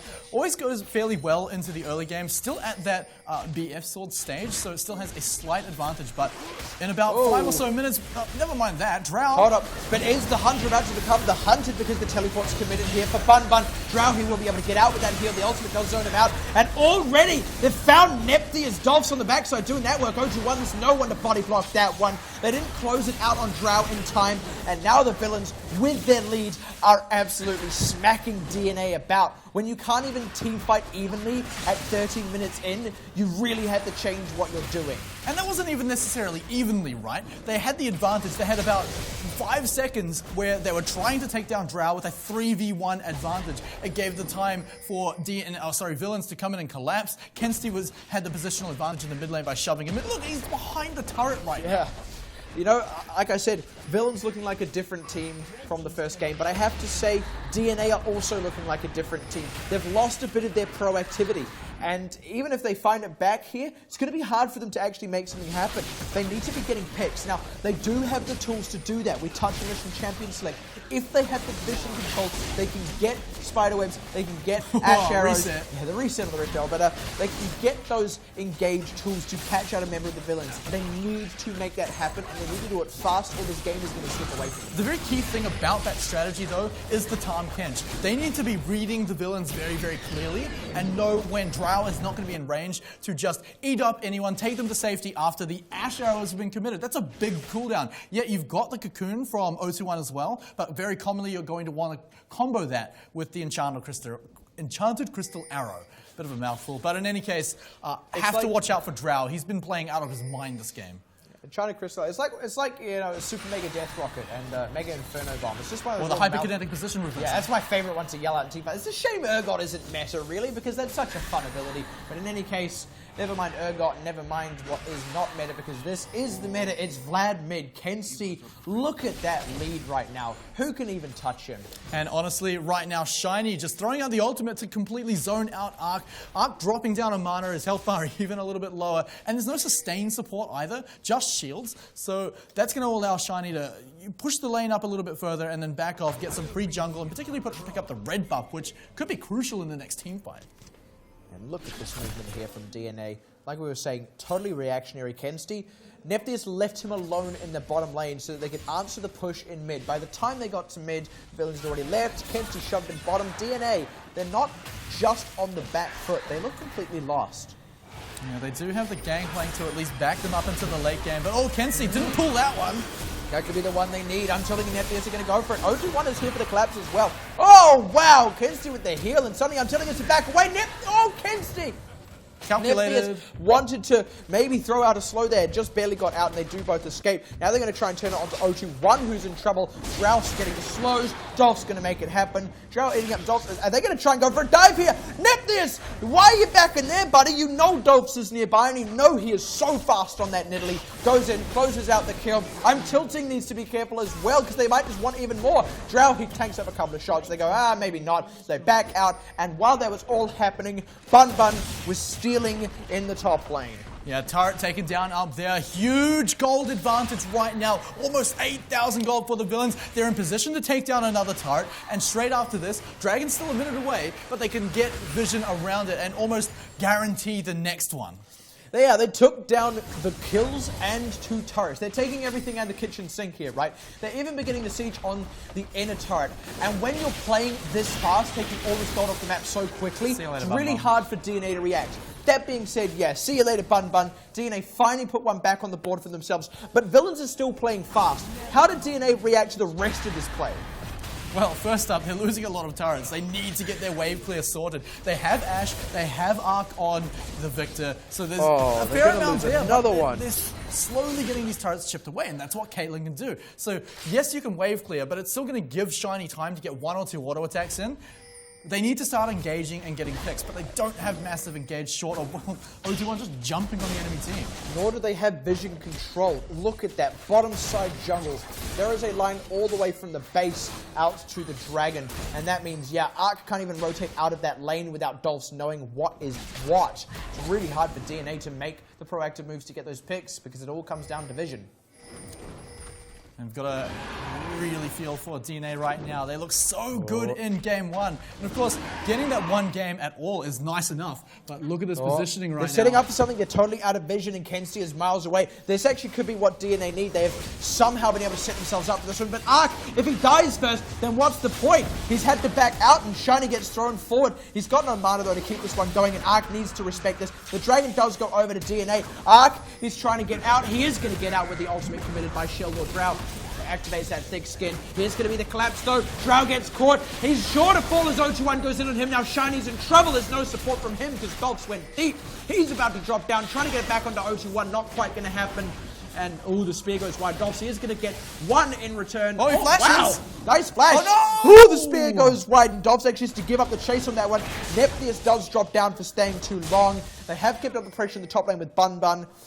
All in all, that was a favourable trade for DNA, but actually they still can't get anything off the map for it. Kenzie's still sieging, and the villains are still setting up in the mid lane. The whole time, Kenzie never stopped pushing that top lane, gave his team a bit of a disadvantage during those team fights, and DNA, it looked like they could have done it, but weren't able to back out. And look at the kill feed. That's just 2 turrets taken down in the span of seconds. This is nuts. DNA did exactly what they needed to do. They got a Dragon, they got a favourable fight. They were the ones who walked away with the kill advantage, and villains are still just winning the game. It's like when we see King 5 play, right? Even when they come off even. Heck, even when it looks like the other team wins the skirmish, they were the ones taking turrets. They were the ones actually getting the pressure on the map. Villains with the gold lead, with the turrets down, are looking to close this one out. About as close to 20 minutes as you could hope for. And they've already got their AD carry, 2 fully completed items, a lot of kills and a lot of gold on the carries from the mid lane and the jungle as well. So all the kill pressure is there. More pick potential than DNA right now, even with the Ashe and the O2-1 on Elise right there. So while no objectives are the clear target right now for villains, they've got to turn their eyes to the base. Oh, see you later, Drow. Oh, they're looking for something in the bottom lane, and it's Nephtheus. That's what they were headed for. Kenzie, he's got the movement speed. O2-1 is trying to come in for the collapse. Wow! Kenzie drops Nephtheus. This is now a 2 versus 3, but it doesn't even feel like that. Kenzie is like 3 members of a team just by himself. Drow doesn't even need to pop the thick skin. They force out the ultimate from Sheldor, and DNA can't even turn this one around. It's still the villains looking to play proactively and win the fight. Every single ultimate now down for DNA. I mean, unless you count the Elise, it's not really an ultimate, but Shiny's got the free time to push up this mid lane turret. No, they have to answer. They're not even doing it. They're not even answering. They can't even get past Bun Bun. Drow eats him up. They're just playing retreat. Kenzie can sustain through everything, while the other 2 members of the villains get the turret, and now the inhibitor in the mid lane, finding the retreat from DNA, and that leaves this bottom in a turret exposed. Yeah, of course, they're going to back off. They're a little bit low on health. He gets the inhibitor as well. Yeah, they're going to back out. Now here's the rest. Yeah, here's the rest of villains now ready with the collapse, so I think they will get out. They're going to start the fight. Oh, Dolphs goes in, actually, maybe a bit too early. He does get dropped down. Now Shiny is separated. The pincer wasn't there. Bun Bun has finally arrived, though. Oh, Sheldor does get away. They found Nephtheus, and I'm tilting now, which was crucial. Now they might even be able to fight O2-1. Bun Bun goes on to Arc, who just walks over a ward, stops him from getting into the fight. Drow, he actually ate up Bun Bun to try to get close, but he got stunned up. In any case, Bun Bun has so much move speed, he is going to be able to get the catch, gets O2-1, and again, DNA, the right move, the right collapse, and they still can't win it. And this is what I was talking about in Champions League, right? Putting Kenzie on something he can carry his team completely through, but he doesn't even need to carry right now. The rest of his team is pulling through ahead. Kenzie, he's going to be fine. He's got plenty of sustain. But Bun Bun is going massive. Dulce is calling the shots and getting kills. And Shiny, he's still sitting ahead. But look at Sheldor! Oh, no way. Kenzie's going to look for Sheldor now. I'm tilting his head to try and turn it around, but Kenzie might just kill. I'm tilting instead. He's got so much sustain and drain. It's 3 people now, and Kenzie can just walk away. DNA are committing so much, and every time they do this, the villains just get something else where Kenzie pulls out. They're still committing. They can go for the Baron. They're going for the Baron right now. Kenzie, he can go back to the jungle, even sustain. He doesn't need to recall. And now Baron is dropping. It's only 21 minutes in, but there's no vision there for DNA. They have no idea this is going on. They've got to have a feeling though. Yeah, the reason the reason they actually pulled off that chase is they were like, ooh, but what if the villains collapse? Like you said, they didn't even need to bother collapsing because they were just getting the Baron instead. DNA just wasted a ton of time for 0 gain, right? And now they're in the position villains were last game. This is not a team comp that can really outplay the villains at this point, and they need to start looking at what they've got to change for next game. And they can't even catch out Drow in their own jungle. Of course, he had to flash, so that's one good cooldown gone, but 12,000 gold ahead. We're only 22 minutes into the game. Villains are really showing why every single team in that video before said, we need to beat the villains. We want to beat the villains. Yeah, need to beat the villains. Well, actually, the villains are proving that they are still a tough team to beat here because DNA, they can't seem to pull it off a second time just yet. They are currently behind. We don't say this all that often, but it does feel like it's all over, but they're crying. That's a lie. We say that all the time. DNA, 12,000 gold behind here. The villains with all these turrets off the map and not a single one dropped for DNA. If it weren't for that dragon, and actually the 5 kills. I was going to say it would be a perfect game again. There's 5 kills there. Ignore all that. The next turret to go down, we're going to see another inhibitor turret get worked on here. I don't even know if DNA can outwave clear, let alone answer this altogether. Yeah, they've got the super minions going down the mid lane eventually. This turret is dropping so quickly with the Mountain Drake, the Caitlyn, the inhibitor is to follow. Yeah, meanwhile on the top lane, Bun Bun is doing work there. So this inhibitor goes down. Bun Bun is going to open the door for the last inhibitor. There's going to be possibly a team fight coming out. Not even a team fight, just a steamroll. They already find O2, 1 arc flashing in to find Shiny, but he's able to get way out into a safe distance as Kenzie goes in with a double kill.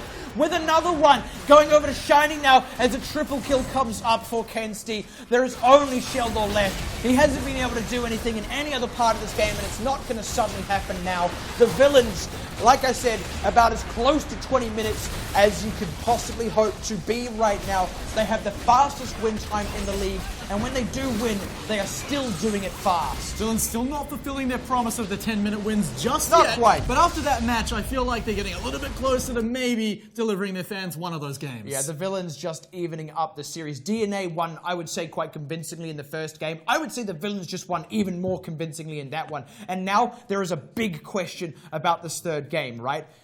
Can DNA repeat their first game performance?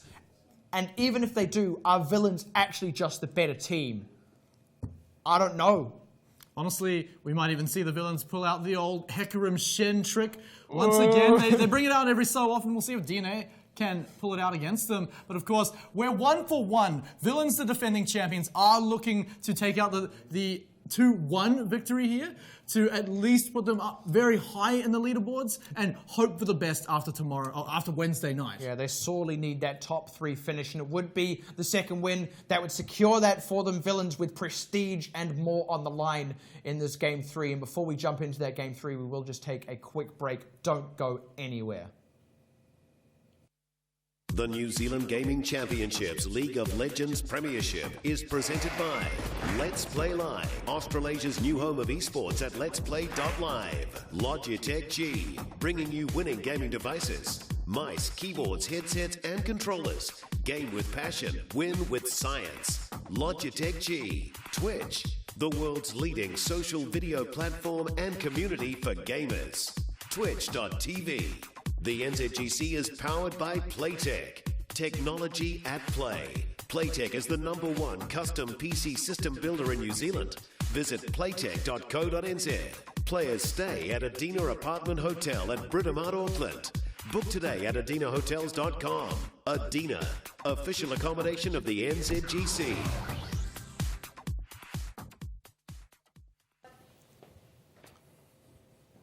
All right, and welcome back. Once again, we are joined here by Cam Crunch Russell to help us break down that game. So it looks like Villains basically went away, did everything you said, and hey, you didn't even have to tell them. They figured it out all on their own. DNA, on the other hand, looked like they were in a little bit of disarray there. So what did DNA need to be changing for this match? Right, well, DNA weren't on their usual sort of comfort picks. They were trying to play a completely different playstyle to last time. They had less CC to be able to actually lock down the villains with. Last time they had Lysandra, they had Jhin, they had Stoner, they had so many things that they could lock people down and secure kills. This time, it was just so much harder for them to do that without the CC. I feel like, funnily enough, I was going to say, funnily enough, those 3 champions you listed were exactly what was banned away from them. What other options could have been on the table for them? Is it maybe just with those not there, DNA are out of comfortable crowd control champions? I think they just needed to adjust as pick ban was going through a little bit better. We saw Villains come out with Team Never Die, as I like to say. All of those champs are probably the hardest to kill in their respective roles. They are so hard to kill, and without CC and Burst, you're really not going to be able to team fight because target calling is going to be hard, you don't have much follow-up, and people are going to be able to slip away. And that's what we saw. No kills for 8 or 9 or 10 kills coming off the board for Villains. So this time here, you've really got to be able to see, okay, in a fight, how do we need to play this? Do we need more CC? Do we need split push? And actually define how they're going to play the game out. Because that was a major issue with the team composition this time around for DNA. So it seems like we've seen both of those teams kind of fall folly to that here, not really having a clear win condition. So first of all, DNA need to make that change. But even then, Villains' win did look a bit cleaner than DNA. So even if they make that adaptation, do we still feel that maybe Villains are just the stronger team tonight? I think Villains are a very, very strong team, and when you get them on picks where they can be a little bit riskier in their play, you see the time Kench being able to pull Caitlyn out of some situations she should have died, and Echo being able to recall out. All of those picks there really help Villains because they're a really good team that knows how to make the good calls and good plays to win the game. But if they got behind like they did in the first game, that's where they suffer. They pick squishier champs there, they pick tankier ones here. I think that going for the tankier options is probably the better way to go because they're more forgiving. I feel like also getting the players on comfortable picks and just things that play to the strengths of each respective player, right? You've got Kensti on Vladimir, who was able to really carry through his laning phase. Bun Bun, even on Echo as well, went massive. But importantly as well, Drow on that Tahm Kench played so much more effectively than the Bard game. He was able to hedge the risks of his players' moves, was able to save out Caitlyn very, very often. In fact, most of the squishy lineup. But the key thing is that a lot of pressure wasn't on him to engage the fights like it was in game 1 with the Bard ultimate. Yeah, he was there to enable his teammates a lot more with that Tahm Kench. And the rest of Villain's squad are strong and they know what to do. So having him on a playmaker that can actually help save / get around the map and engage in a different sense to Bard, it definitely showed up Drow's ability to be able to do that. If we can continue to see him on other champs similar, then I think that Villains will be able to pull out the third game. All right, well, I'm really glad you actually brought up that Tahm Kench because the last thing I want to kind of talk about is that Tahm Kench. I wouldn't be surprised if we see that banned away. What else did DNA maybe need to ban out from Villains, respective of how that last game went? I think Echo and Vlad in particular are going to be 2 champs which hedge a lot of problems because they are very, very hard to kill and lock down. Echo has so much split push pressure and can come in with good fights, has that CC as well as ability just to take down turrets very, very easily. And Kensti's Vlad has been so monstrous in the games we've seen him pull it out. He hasn't lost on it and he's been going very, very well.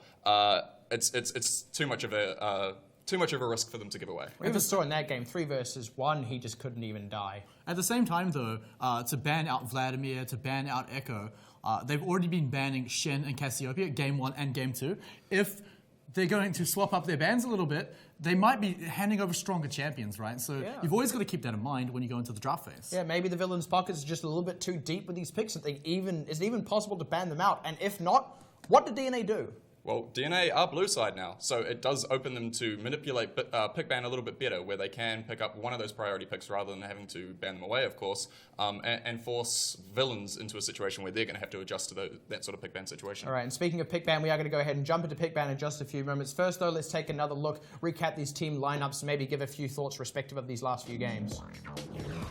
So the matchup tonight is DNA taking on the Villains. Just in case you're only just tuning in. Yeah, just to get... Well, it's even Stevens, you know? Yeah, one aside for each team. Might as well be the start of the winner night. of the next game is going to take it away, but Sheldor is going to be for DNA in the top lane, 0-1 in the jungle, Arc in the mid lane, and really needing to take out some advantages in the bottom lane. It's Neff on AD carry, and I'm tilting on support. And DNA, although they cannot get any past 5th place here now, they are looking to fight and prove themselves against villains here. Of course, up against them, like you said, is the villains. Bun up in the top lane. Dolph's looking a bit more comfortable in that last game. The Dolphs we know and love in the jungle. Kensti going big in that last game in the mid lane. In fact, everyone kind of went big. Shiny, of course, with AD carry and his support. Drow, never mind the real name there. And we really saw Drow come online there. Oh, I think all of the players for the villains came online there. There were solo kills around the map. It was an excellent play from them, and they really stepped it up. Dolphs must have had a good little team talk to them between Game 1 and 2. And with that in mind, we're going to go ahead and jump straight into Champion Select. DNA already taking the Shen off the board. Lysandra away from Arc as well. And we spoke about maybe some of the adaptations DNA needed to make in their bans. I wonder if they're going to make any here. Oh, they're just sticking with the same Greatest thing hits. so far. But like Crunch said before, they are blue side. They can go for the first pick. Yeah, and there's the Vladimir going up. So yeah, I think surprised. that was definitely the highest priority, was getting rid of that Vladimir. There's better answers for Echo, but Vlad is just too hard when he gets rolling to deal with, really. I find this interesting because, again, it's been Lysandra, Sona, and Jin banned out. We saw that banned out from DNA last game, and it did cripple them, but I feel like DNA have maybe adapted. And this time, though, it's going to be first pick Nidalee for DNA, handing that over to 0-1. And Villains paying for, or maybe paying for not being able to ban him out or take away any of his champions so far. So we'll see if that changes up the playstyle of DNA. And Nidalee is such a mobile and proactive jungler for 0-1 to try and set the pace of this game. Nidalee has really been able to get those tower dives in, escape like that, and that's what put DNA ahead in the first game. Lysandra and Nidalee roams. Hopefully, we'll be able to see the same sort of thing there. Well, it is going to be Caitlyn and Karma locked in for Villains, taking that away from Nephtheus and, of course, giving that Caitlyn back over to Shiny. That's going to be Drow on that Karma, though. Again, a different pick for him, and we did see him do well on the Tahm Kench, which was open, so obviously he's comfortable on that Karma. I still think this is a good pickup for him. It's still not putting a huge amount of pressure on him like the Bard does, but at the same time, getting those AoE speed boosts coming up from Karma at key times is important, so Drow will have to be on top of that. But after his play on Tahm Kench, it shows he can clearly play that kind of play style very well. And Villains going out with the Caitlyn Karma again. The Caitlyn is just such a safe pick. It's so hard to be able to get on her. With the meta shifting more towards rushing down those early turrets as well, I really do like the Caitlyn pick. If they can look to get that bot lane turret, it could get them that early lead that they need. And exactly last game, they were out poking with just the Caitlyn. They had the Tahm Kench there as well. This time they had the Karma for the extra poke. Now we're seeing DNA taking the other often prioritized mobility champion. It's going to be the Sivir being hovered over, and yeah, Soraka, obviously to counter out that poke. So what do we feel about those? They're definitely going to be able to out-sustain now, or at least survive through the trade damage. Sivir is going to be able to match the wave clear coming out from both Caitlyn and Karma, so that's definitely a big part of picking up Sivir there. It also allows them to match the movement speed later on in the game. Sivir with her ultimate matching Karma and her AoE movement speed as well. Yeah, there's a lot of healing on the side of DNA. If there's a chance for a Morello Nomicon or a very easy sort of pickup of Immortal Reminder on Caitlyn, which is going to be spread AoE Hurricane Bolts, that could really start shutting down the DNA comp if they don't wrap it up nicely with, one, a bit of CC, and two, some better disengage than what they've currently got. And I kind of want to speak to something here. I mean, we talk about Sustain as being the classic counter to poke. They've got that in lane, but the counter to Sustain is hard engage, and the Villains can still pick out the rest of their team comp. It's going to be Victor and Elise who brings that hard engage. Especially being on red side, you've got that last pick. You can really form up that Villains team comp nicely. They've got such strong picks right through there. There's so many champs on the board that could really wrap this up, and they're going to be able to see all of DNA's hand here, and that's a huge advantage for them. Yeah, we'll see what does get picked up, because you're blind picking into the top lane right now, and quite often red side does counter pick up with the Gnar as well. Syndra, I feel like, moves into the Victor lane pretty well, brings out a lot of pick potential as well. Syndra just brings pick on her own. But of course, the important matchup is going to be the top lane. And we need to see some tanks out of both of these teams, actually. So we might have a bit of a wet noodle top lane, especially with that Syndra being picked up in the mid. And of course, Lysandra was off the table. So there's a lot of questions, I feel, about this this top lane. Something that we haven't seen, picking Gnar would be nice.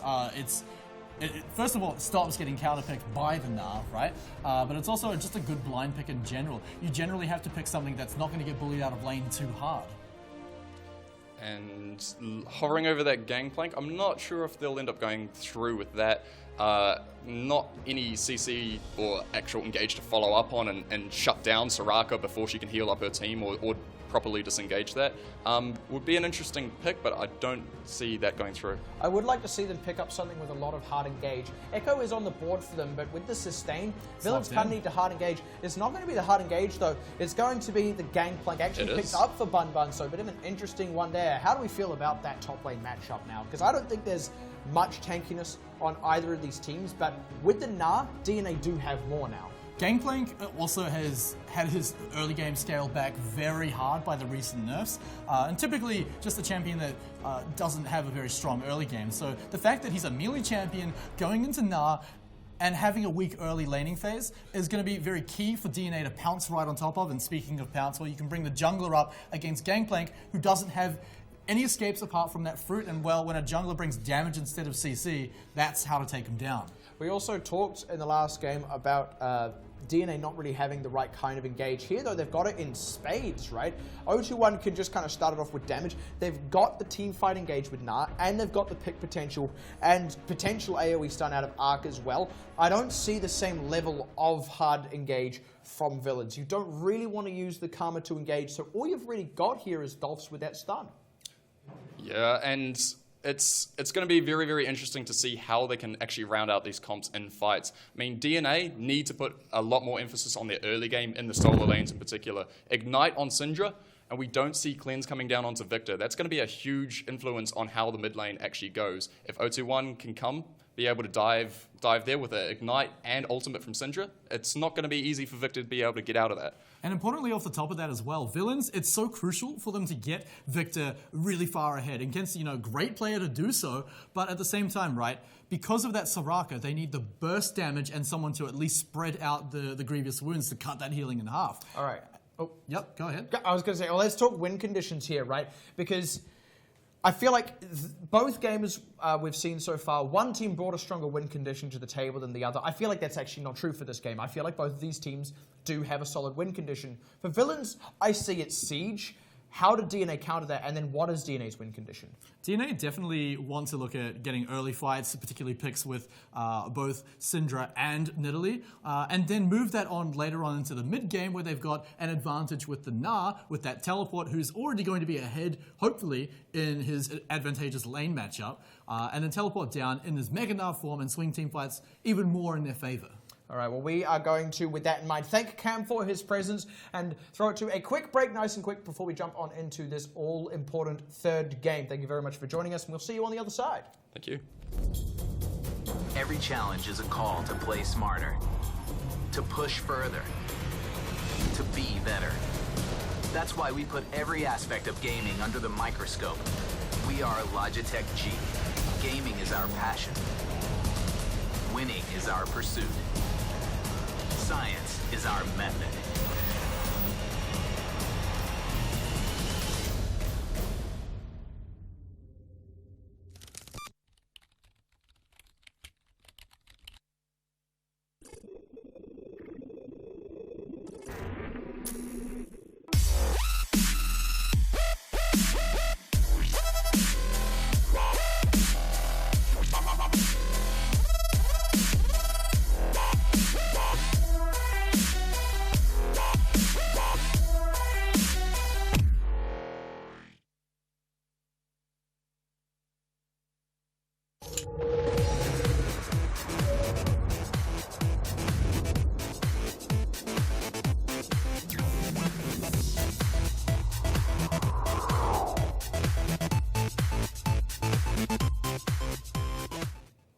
And welcome back. As you can tell, we are now crunchless, and we are also just a few short moments away from getting into this third match of tonight. I'm super excited for this one. We spoke before a little bit about win conditions, so Smite, I want to hand this one over to you, right? What do these teams need to do in the early stages of the game to set up for those win conditions? DNA need to win lanes, right? I mean, obviously that sounds very like a very easy answer, right? But they've got great solo laners. Syndra works well into Vlad. Even though it's against Ken, still a great champion. but particularly the top lane, right? Na needs to keep the gangplank down, make sure he never gets to that late game monster phase, and so also allow him to do the split pushing pressure, and then also come into team fights and completely swing them in his favor. Right, so the flip side of that is the villains, and we said the villains, they've got a really strong siege comp here between the Victor and the Caitlyn. We even saw just the Caitlyn on her own do a ton of work. How do they set up to execute on that in the mid and late game? It's definitely going to move into surviving the laning phase because, like I said, there are a few lane matchups not in their favor, but I feel they have the strong laning players to survive through that and, of course, move into the late game. They've got Victor, they've got Caitlyn, who, like you said, work really well into a siege composition. If they survive the laning phase and work around the Mega Gnar, they can really play into the siege win condition. And all these questions and more will be answered as we are about to hit the rift. We're actually going to jump into a nice, quick, classic OCE pause. So we spoke a little bit about those win conditions, right? About how villains need to survive the laning phase. How exactly are they going to do that? Well, wave clear is definitely the answer. I'm afraid there's not a lot of hope for Gangplank. I'm sorry, Sheldor, but it's just not a very good lane matchup to go into. Your best hope to survive that lane is call up your jungler endlessly. And yeah, 021 is... Sorry, actually, it's not Sheldor. It's Bun Bun on the Gangplank. Right.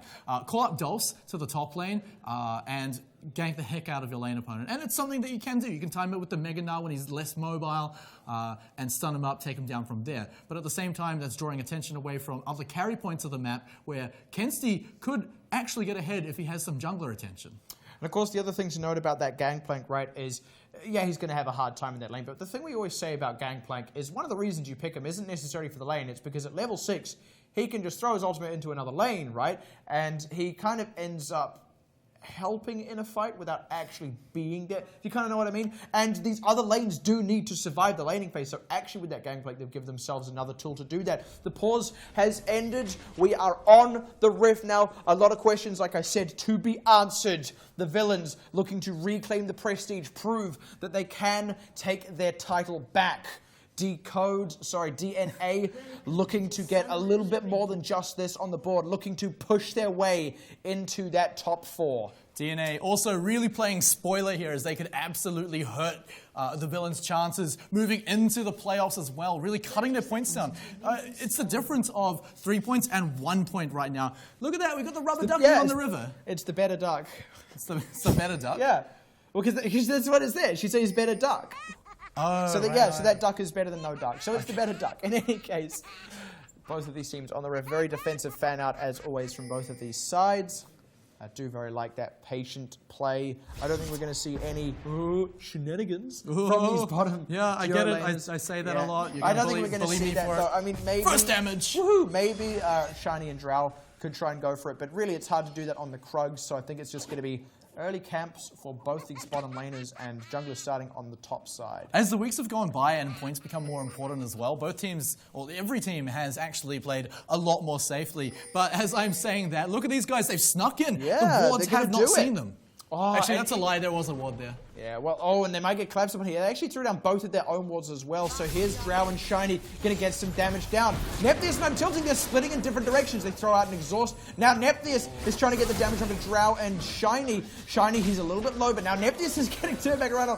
What a gnarly early game fight. This is really just trading health and summoners before they come into lane. Neither team walked away with the advantage, I would say. So right now, I feel like Shiny and Drow have an advantage, but they've got to push it before I'm Tilting gets well, if anyone can do it, it's Shiny and Drow. Well, yeah, of course, especially on Caitlyn, who just from level 1, from level 0 probably has that auto attack range. But in any case, once I'm Tilting hits level 2, he can simply heal back up, sustain his lane, and in fact, it's already happening right now with the Starcore. I feel like the advantage window is gone for Drow and Shiny. Yeah, they normally can do it. They do have a little bit of health in their own pockets at least, but if their intention is to just survive laning phase, and the trap! Oh, never mind all that! What? I'm Tilting! Totally caught there. He did not have a flash or an exhaust or a heal. I was about to say Nephtheus, the only one with the flash.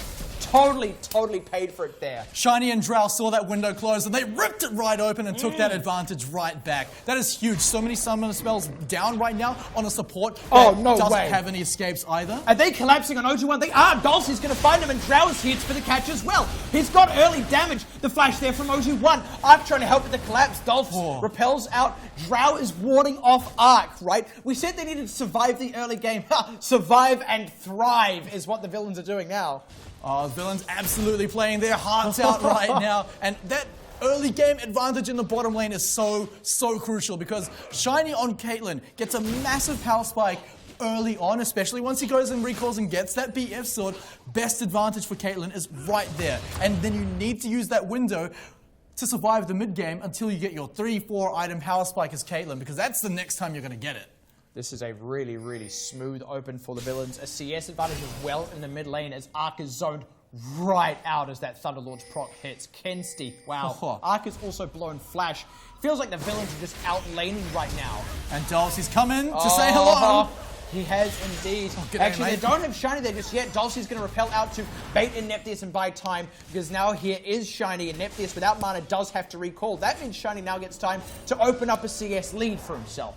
Yeah, because of course he did go ahead and recall, still has even CS, but got the chance to go back and pick up the pickaxe. And look at how it's matched by Nephthys. A cull. That's going to be painful. Like I said, that window has been, the whole wall is ripped down right now. Yeah, I find that cull really surprising as well because cull is an item that means you want to take your time in that laning phase. Well, so do villains, right? We said they just want to survive. And like I said, survive or thrive. Sheldon's low, but he's about to go mega, going to go toe-to-toe with Bun Bun, who has the heal. Sheldon cannot tank too much minion damage with that cannon one there.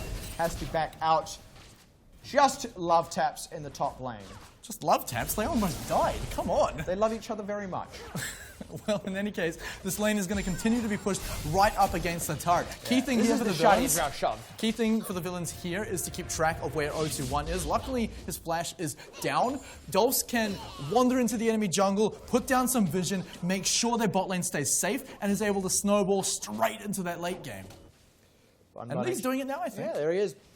Dulce, I bet you he's going here for Dragon Vision. There's actually very little vision in this bottom side for DNA. Dulce, he might even want to try and catch Arc here because he is flashless. And Arc took Ignite. He wanted kill pressure. He does not have it. He does not have a CS lead either. 0-2-1 can come in to turn this into a 2v2 though.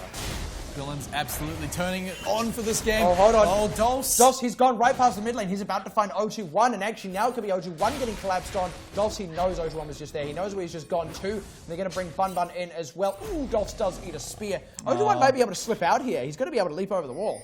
Yeah, but he led Dulce straight into his own pink ward, which was going to be pretty key for keeping track of where Dulce is. Now, the key thing is 0-2-1 was seen on the top side of the map. What does that mean? Shiny and Drow are going to be shoving that lane in even more. Have a look at the CS lead. That is a 33.33, repeating, of course, CS lead right now for Shiny on that Caitlyn. Loving the Leroy Jenkins. Leroy, yeah, you got it. Real subtle reference there. I like it. Good job. Well done. Dolph's now up on the top side. He's going to keep the pressure up there as the pressure is kept on by Shiny and Drow in the bottom lane. Kensty just 1v1ing Arc. Like I said, straight out laning here. This is generally a good matchup for the Syndra as well. Kensty is looking on fire. The thing is, now that Kensty's had a chance to recall, grab that Negatron cloak, a lot of the trading power that Arc can bring out is gone because he's got the magic resist to match it. And you can actually see Arc, he's almost out of mana. He's actually had to recall because of that. And Kensty, he's actually just throwing an ultimate right onto the minion wave. That means he wants the recall. Yeah, he's going to be able to clear out those minions. That also means Arc will lose a few of these to the turret because the other wave is not there yet. And Kensty has plenty of time to recall, come back to lane. Probably won't miss too much CS. It's already over 20 ahead. This is very similar to what we saw last game. And last game, the villains won. Yeah, definitely really playing with that CS advantage. And when you look at the team, they've got a better composition for the late game. So DNA, they're really put in the driver's seat need to be in the driver's seat right now to have any hope of winning this game, right? I was talking about how they had to snowball into the mid-game and use that Gnar to swing the team fights, right? They're not currently in a position to do that. They are absolutely not.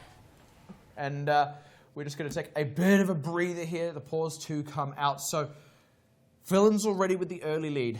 Like I said, that is what we saw last game. They were very quickly able to turn that small early lead into a big early lead into an insurmountable lead and a win. DNA cannot afford to let that happen. What do they need to be doing here to stop that? Well, I mean, it's hard to say they have to do what their win condition says, right? Because they needed Na to be ahead and bullying out Gangplank in the top lane. Not happening. They needed Syndra to be ahead in the mid lane to prevent, to prevent Kenzie getting the burst damage to match their Soraka healing, but two, also add in a bit of pick potential, right? Not happening either. Kenzie is miles ahead. And, oh boy, even the bottom lane. Even the bottom lane. Even the bottom lane. It still feels, though, like DNA have a lot of teamfight potential here, just with that Mega Gnar and the Syndra, so they can still fall back on that. But they can't let themselves get too far behind. So maybe has the game plan become survive for DNA now? Yes, it absolutely has, which is a bit painful because, of course, they don't have the better late game composition. But at the same time, the playstyle they can go for is get villains overconfident, and because you've got Soraka, retreat as much as possible, without, of course, giving up objectives, but force villains to go in for a fight on you, and then hopefully you've got a Mega Gnar to match it. If you don't, get the heck out of there while healing everyone up and taking down anyone that tries to pursue you. So that is now the game plan for DNA. They had to make a bit of a change up here. This is not their ideal early game. On the other hand, the villains, like I said, in last game, they're looking back on form after slipping up in that first game. And this is after losing last week. So the villains, they have a lot to prove, and they look to be proving it.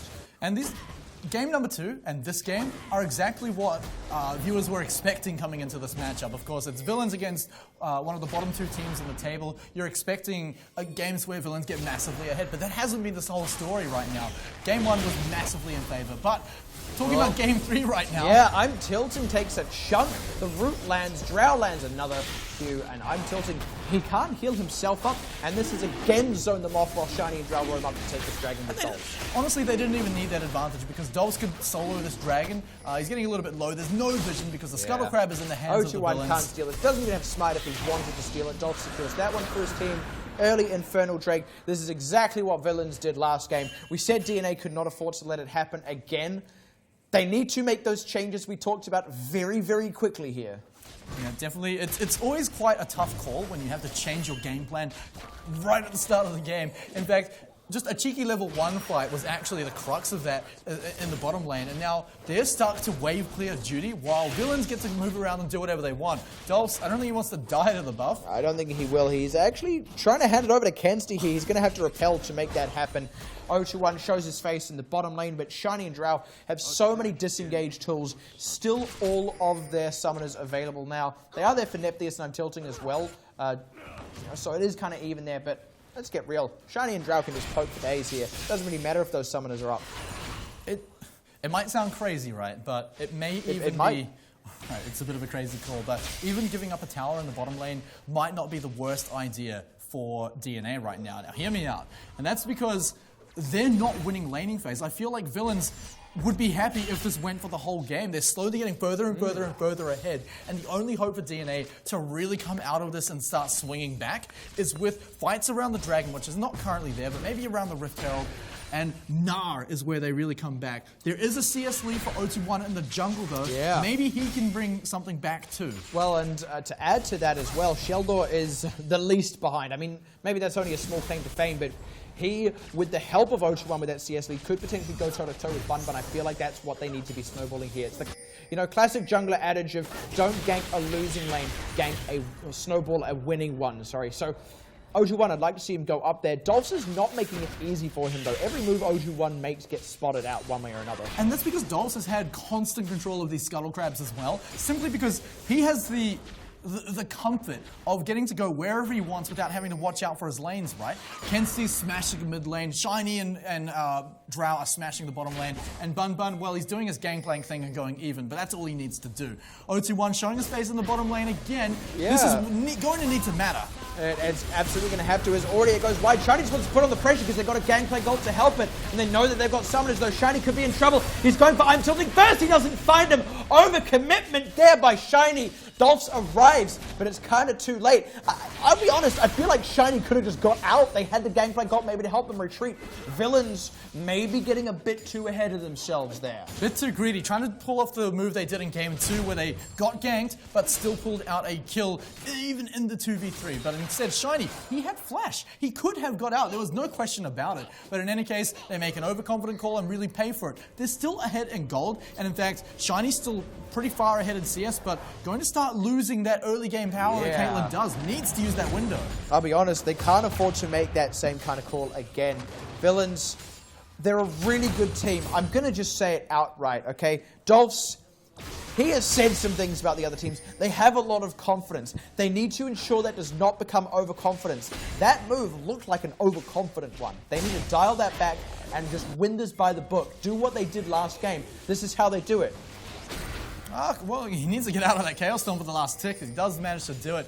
Threw back a little bit of damage against Kensti, but Kensti, which has been the story of the entire game, keeping control of that mid lane. 20 CS ahead, forced his opponent out, bringing up Drow and Dolphs to really start threatening this tower down. And they're actually getting in position to match him if he didn't recall. Like I said, this is how they do it because Shiny can just kind of solo shove an FDS and I'm tilting.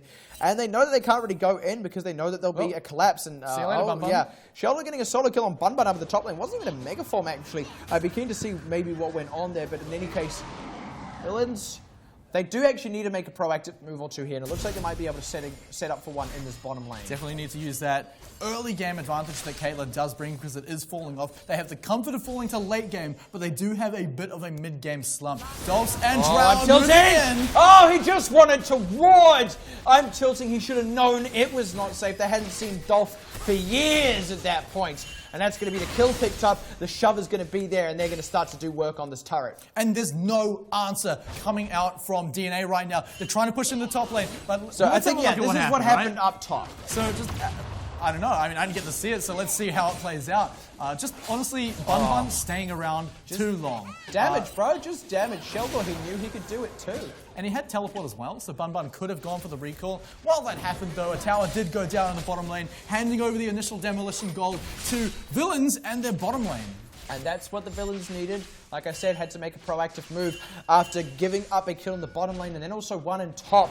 They needed to get that to keep themselves ahead. Now they are staying ahead with about a 2.5k gold lead. Arc all in Kensti didn't quite have enough damage. That's Flash. It is Flash. Flash for both players, of course. Ignite was actually available for Arc.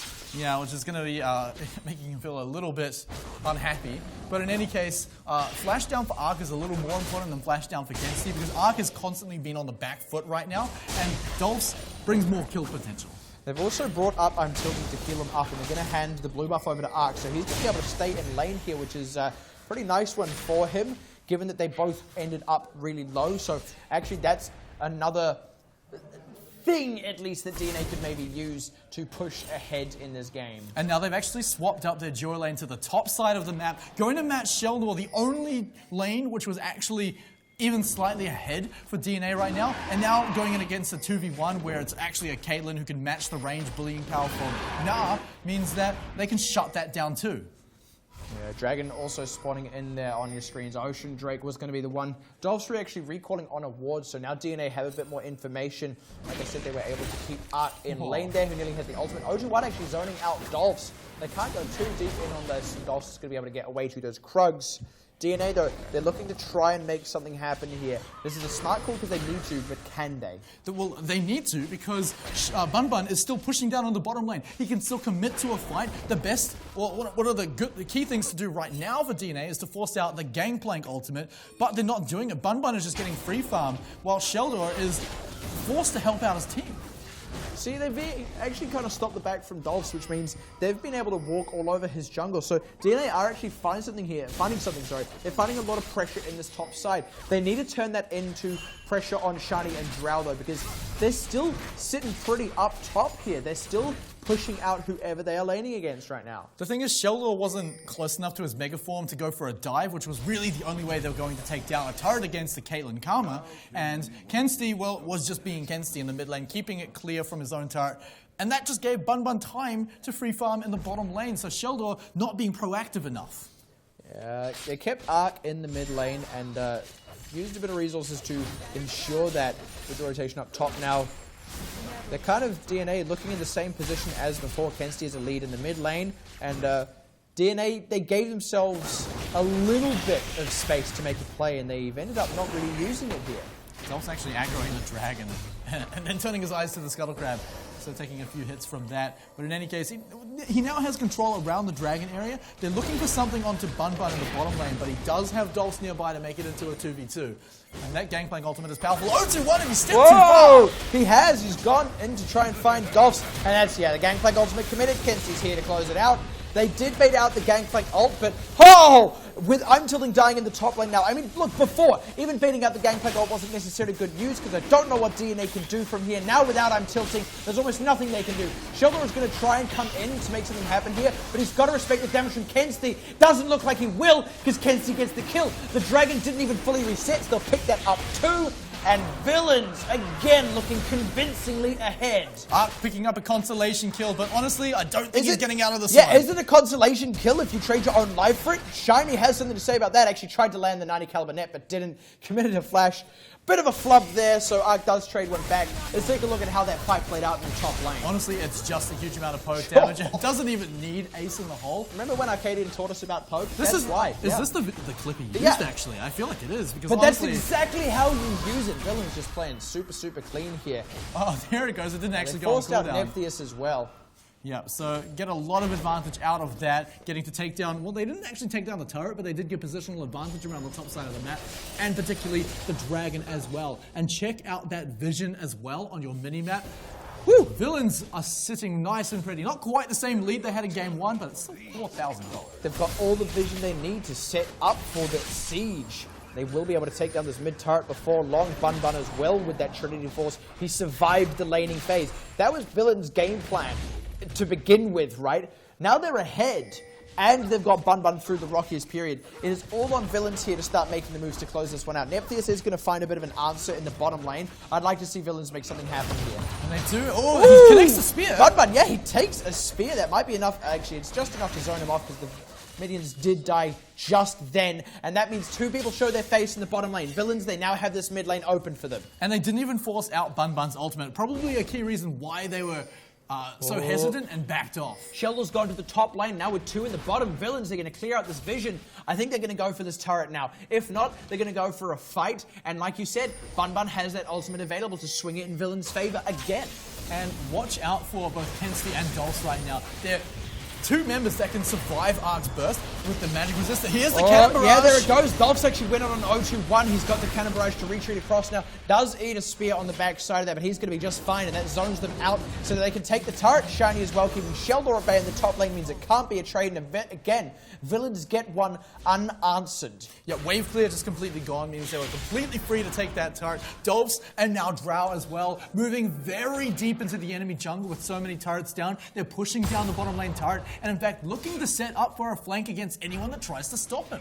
The teleport's there, though. Yeah, he's committing it to the mid lane. Oh, because they want to cut off Nephtheus. This is a nice one. Ark as well. Drow's going to keep on top of them. Nephtheus using the spell shield. Heals 0-2-1 to try and turn it around. Oh, and he does! Gets Kensti, but Drow and Bun Bun do work. Now they're going to try and get it onto 0-2-1. Drow actually taking a chunk. Does he have a shield for himself? Not quite, but Bun Bun can get 0-2-1 with the help of Dolph. So again, not even a favorable one for DNA, with only two members left alive and one of them way up top. He does get a kill though. That is significant, but what can the Villains find here? DNA are matching the kills up right now. It's still 6-8, but it's a little bit closer than it was before. But have a look. The Villains are moving up to the top lane to answer it, but in any case... Yeah, Sheldor gets out. I was wanting to see the Villains maybe siege in even further in that mid lane, but with the death time is not long enough just yet. They couldn't really do that.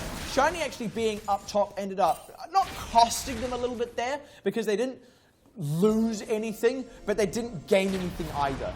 Now is definitely the time to start getting Shiny to start grouping up with his team, right? Because, of course, you can't actually hold up against Sheldor. As soon as he gets his Mega Form, he's going to jump straight on top of you. Didn't even need to use Flash in that fight either.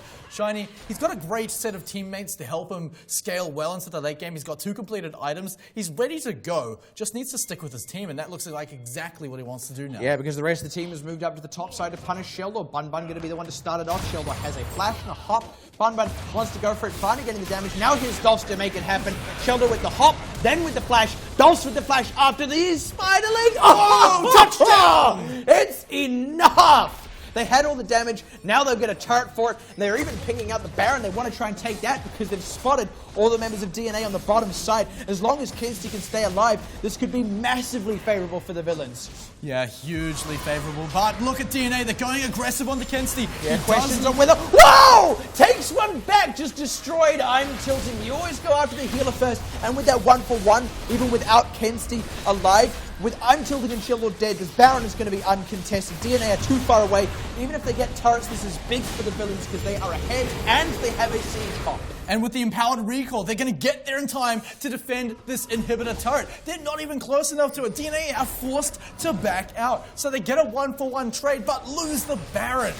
Villains now in the driver's seat. Not only are they are ahead in exactly the way they want to be. Like I just said, this is a siege comp with a lead and Baron buff. This is exactly what you want. This is the dream. And villains, they just got here so easily, it seems. It really feels like this is where their macro play is going to really start to kick in, right? They've played out the laning phase perfectly, sorted out those issues from game 1, and now moving into the late game, which is really where villains are so strong. Bun, he's going to be fine. He's got a nice juicy orange to eat up if he needs to. Dolphs might not be so fine though. Ooh, survives the burst with a sneaky shield from Drought. Don't know if it was quite enough to kill him, but in any case, respecting that damage, that is now a significant ultimate off the board. Bun can eat a few more oranges. Sheldor a long way away from Mega. Villains, like we said, in the driver's seat, start the siege in the mid lane as they keep the pressure on the bottom with Bun. Sheldor alone cannot answer that. Yeah, and villains have to keep an eye on Sheldor as well. They've got to see where that rage bar is, and with no one up in the lane to watch him, well, hang on, he gets a turret. But yeah, he does get a turret. That's all, though. The villains are looking to get the inner turret here, and they're looking to get Bun either taking down Nephtheus or taking that turret, maybe even both. Big amount of damage to trade back with it, but now Ark is out of mana. Villains haven't got a ton of vision between these two turrets, so they can't move through them safely and freely, but they need to do something now because Sheldor is getting free pushing in the top lane. They need to commit to taking down this inner turret. They can't do this slow, taking the mid and bottom one. They either need to commit all their members to one lane or back off and deal with Sheldor. Looks like they're finally committing to the mid inner turret, and they're going to force up Nephtheus. I think they need to find a fight here actually to really make this a big lead. And the key reason why they could take that was because Ark had to recall because he had run out of mana. Not able to do enough damage to take down any kills. Bun's still going to be pushing down that lane.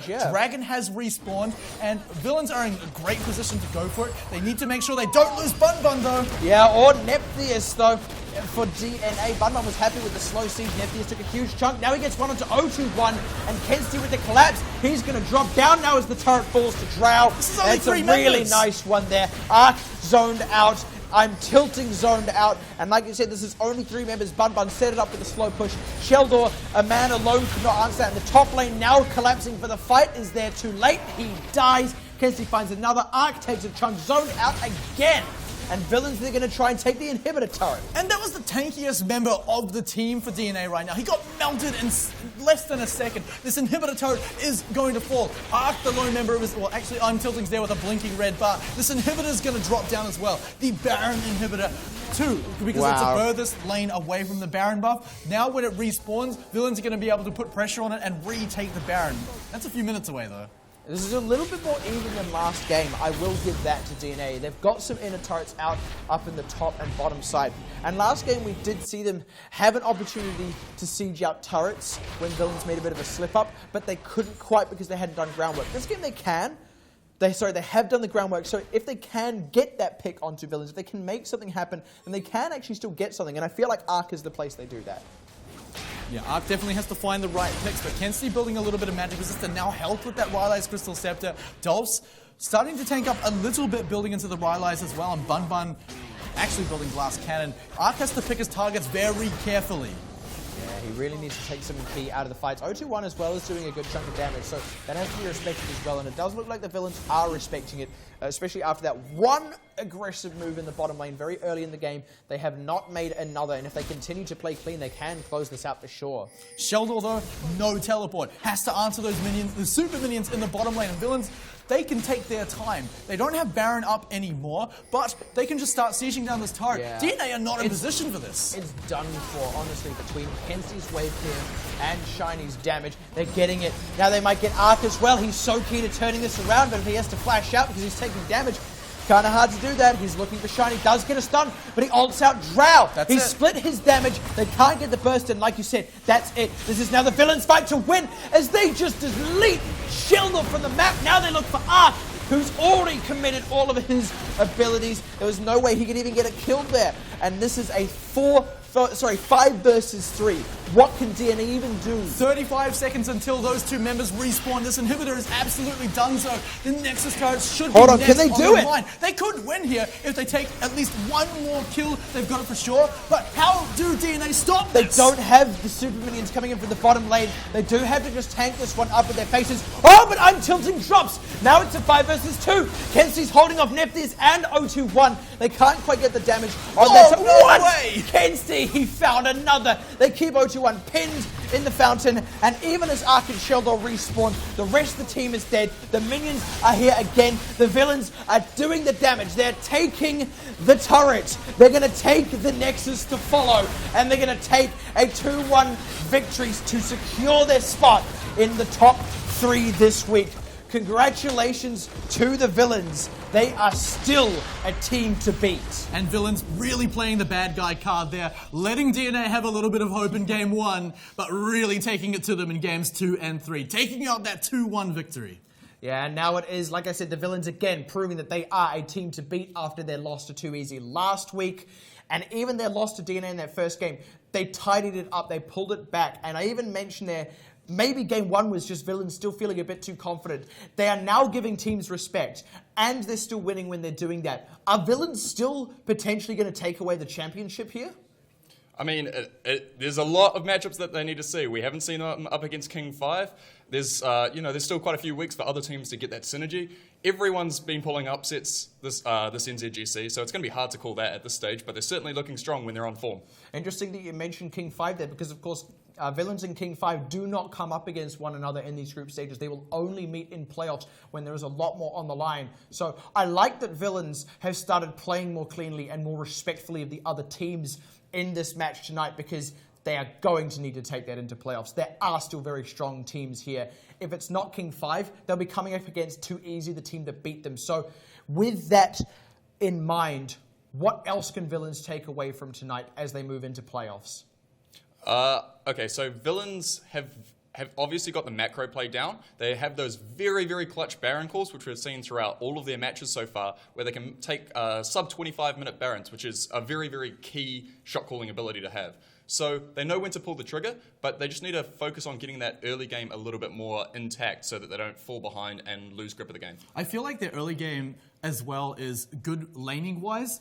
They usually come out on top on lane matchups. They win in CS, but importantly, it's the shot calling specifically, like Cam said, that they're sort of falling back on. They do die underneath their own turrets. They do lose out a few early dragons, particularly in game 1. We saw the biggest examples of those, but even in that game, they still had great late-game shot calling, and I feel like that is just the key to their success. If they can pull that the whole way through, then that's how they move into the playoffs as the strongest team they can be. It's interesting as well that you mention that individual laning skill, because the other team we see with that is King 5. That's often something they use to navigate through that early parts of the game. So potentially those two teams could be quite evenly matched. I'm excited to see that one. I'm hoping that it does happen in the playoffs. But enough about Villains and this theoretical Villains King 5, right? DNA, they did take out a win in the first game. They did look a little bit more solid than they did against King 5 on Wednesday. What else do they need to be changing up here as they move into the gauntlet? So their pick ban is starting to get a little bit better, but I still didn't like their Game 3 comp in general. They need to really work to expand champ pools, because I feel like you've got a lot of superstars on individual champs, but fitting them together with the right composition is kind of been hard to actually wrap and round out those comps effectively. So if you can start to form up more solid comps with swap out champs being able to come in, try and get a couple of guys to expand their champ pools a little bit, then DNA, very, very strong. They've got all the elements there. They really just need to wrap it up in a nice little bow so that they can go through these games a little bit cleaner. It's definitely also a strength that, I mean, just to put the spotlight back on Villains, right? Their champion pool quite deep, especially on the key players. Kensti, while he suffered a little bit in game 1, has shown that he can play a lot of different mid laners very, very efficiently and almost always coming out on top in lane. If DNA can get a champion pool like that, like Kensti's and the rest of Villains, then like Cam said, they can definitely bring that into playoffs and hope to make it through the gauntlet. Well, it does look like Ark has a bit of depth to that champion pool. He did still put up good performances on what he played tonight, even when they lost. So I feel DNA can be confident in that. We do have to talk about their bottom lane, though, because I'm Tilting looks so good on Sona. And it's rude to call it a one-trick, really, but he is really known for that in solo queue. That is going to be banned out for the rest of this tournament, I guarantee it. We saw Villains slip up with that. They didn't let it happen again within the series. Yeah. So what changes do DNA need to be making there with that bottom lane, with how they're playing to get around the fact that I'm Tilting is never getting his hands on Sona again? Well, they tried to supplement with Soraka, who I know I'm Tilting has as his substitute for Sona in a lot of places, but it doesn't have that engage tool. We saw a lot of really good ultimates coming off I'm Tilting Sona that set up for a lot of the team fights which DNA were winning. Maybe trying to look at some more engage tool supports would actually help I'm Tilting's pool be able to synergize with Nephthys, and obviously his Jhin play is very, very impressive, one of the best we've seen in the NZGC. I feel like there's also two styles of support or the two strengths of support play that he really excels at. It's the engage, like you said, on Sona, but also he likes to play sustain heavy supports, right? Like he substituted Sona as sustained support for Soraka, who brings out even more. So moving it into someone like, say, a Brown, who can also flash ult to engage. It's not as quick as Sona's ult, but it still supports your own laner in a different way. He needs to be able to play different styles of support and maybe move away from the sustain a little bit. And especially because 021 and Sheldor are obviously very carry-heavy laners and junglers in general. We saw Sheldor actually go for very attack damage build. All of it was AD based, and obviously he really likes to try and snowball and split push in that sense. 021, very, very greedy in his builds as well. So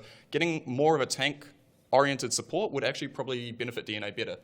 All right, gentlemen. Well, I want to touch on one last thing before we take a look at the week ahead, and that is these teams are now done for group stages. How do we think they each stack up now coming into playoffs?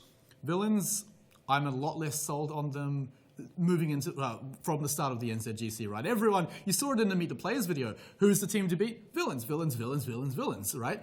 They did very well in games 2 and 3, but they have shown they've got a lot of chinks in their armor, and there are a few weaknesses that can be exploited. They're not as invincible as everyone has thought them out to be, right? So I think stacking them up against King 5, if I had to make the call right now, King 5 take them out. 2-1, maybe 2-0, right? So stacking up against the other top teams in the tournament, I feel like they're not as scary as they were before. Right, well, bold claims. And do you want to speak to DNA in that case, Cam? Right, well, DNA, they've still got a lot of, as I said, they've got the core values of a team there. They really just need to focus on trying to fix a few of their gaping sort of errors. If they can try and avoid getting into situations where they are, strapped for champion pools in certain lanes and then having to build around that, then I think they can definitely take anyone on. I mean, King 5, they looked like they were going to take them down in game 2, definitely last week. Came out so strong in game 1. They've got shines of greatness. They just need the consistency. All right, well, I'm excited to see how these teams end up playing out, because I still feel like in some ways it's almost anyone's game as we come into the gauntlet, because the strongest teams still have to play a lot of the other strong teams. The teams that are currently at a bit lower in the standings have shown a lot of promise in these last couple of weeks and a lot of improvements. So with that in mind, let's take a look at what we've seen and what we're going to be seeing in the weeks ahead now as we start to move towards the gauntlet. So last night, we saw King 5 take out a 2-0 against Decode Esports. Decode fought back as hard as they could and put up a great performance, but in the end, the points went to King 5. Tonight, we saw DNA take one game away from the Villains, but the Villains came back hard in games 2 and 3, taking out the series. But on Wednesday, in our crossover matchup on Sky Sport 3, it's going to be too easy playing off against Tiger Eye, and this is an important matchup. It's an important matchup for both those teams and the Villains, because as you can see here, Villains will now be on 8 points after tonight's victory. Either too easy or Tiger Eye could end up ahead of them, depending on how that game goes, right? The best, like I said earlier, that Villains can walk away with is a tied second place. The worst they could end up with is a straight up fourth, actually, depending on how that game pans out. So very excited to see how that one turns out. But in any case, we're going to be coming back on Wednesday with that one. Guys, any final thoughts about tonight and about what we're going to see on Wednesday? I'll jump in quickly. Alrighty. So yeah, I think the two bottom teams that we've seen play today, there weren't a lot of expectations to them coming into this week, but they have really showed up. Decode putting out a great performance last night. DNA taking a game off the Villains. Both teams have really shown up, and I'm really super proud of them, and I want to see what their training can really pull them through the playoffs with. And of course, after Wednesday, we're going to see where those guys stack up into the gauntlet. So, Crunch, any thoughts about Wednesday? Tiger Eye, too easy, big match. Oh, this is going to be the defining match. I mean, Tiger Eye looked like at the start of the season, the very first game of NZGC, they came out and they were so close to 2-0 in King 5. 2-0 on the guys that are at the top of the ladder now. King 5, obviously looking very strong now, but Tiger Eye, I think they've got what it takes to be able to take out Too Easy. It's very, very easy to say that, you know, Too Easy took out Villains, they're looking very strong there. But in the Hexadome, anything can happen. Nerves, just that whole land scenario is really going to make the difference. So it's going to be the matchup to watch, and it's going to define everything. It's going to be a really, really huge one on Wednesday. We're already shaking with excitement for it, and I hope that you guys are too. And we will, of course, see you back here on Wednesday with the teams live in the Hexadome. But until then, that is us for tonight, and in fact the weekend as a whole. Thank you so much for tuning in. Congratulations to Villains with the 2-1 victory. Congratulations to DNA as well for taking a game off the board. And we will see you on Wednesday. And it's all for us here, and good night.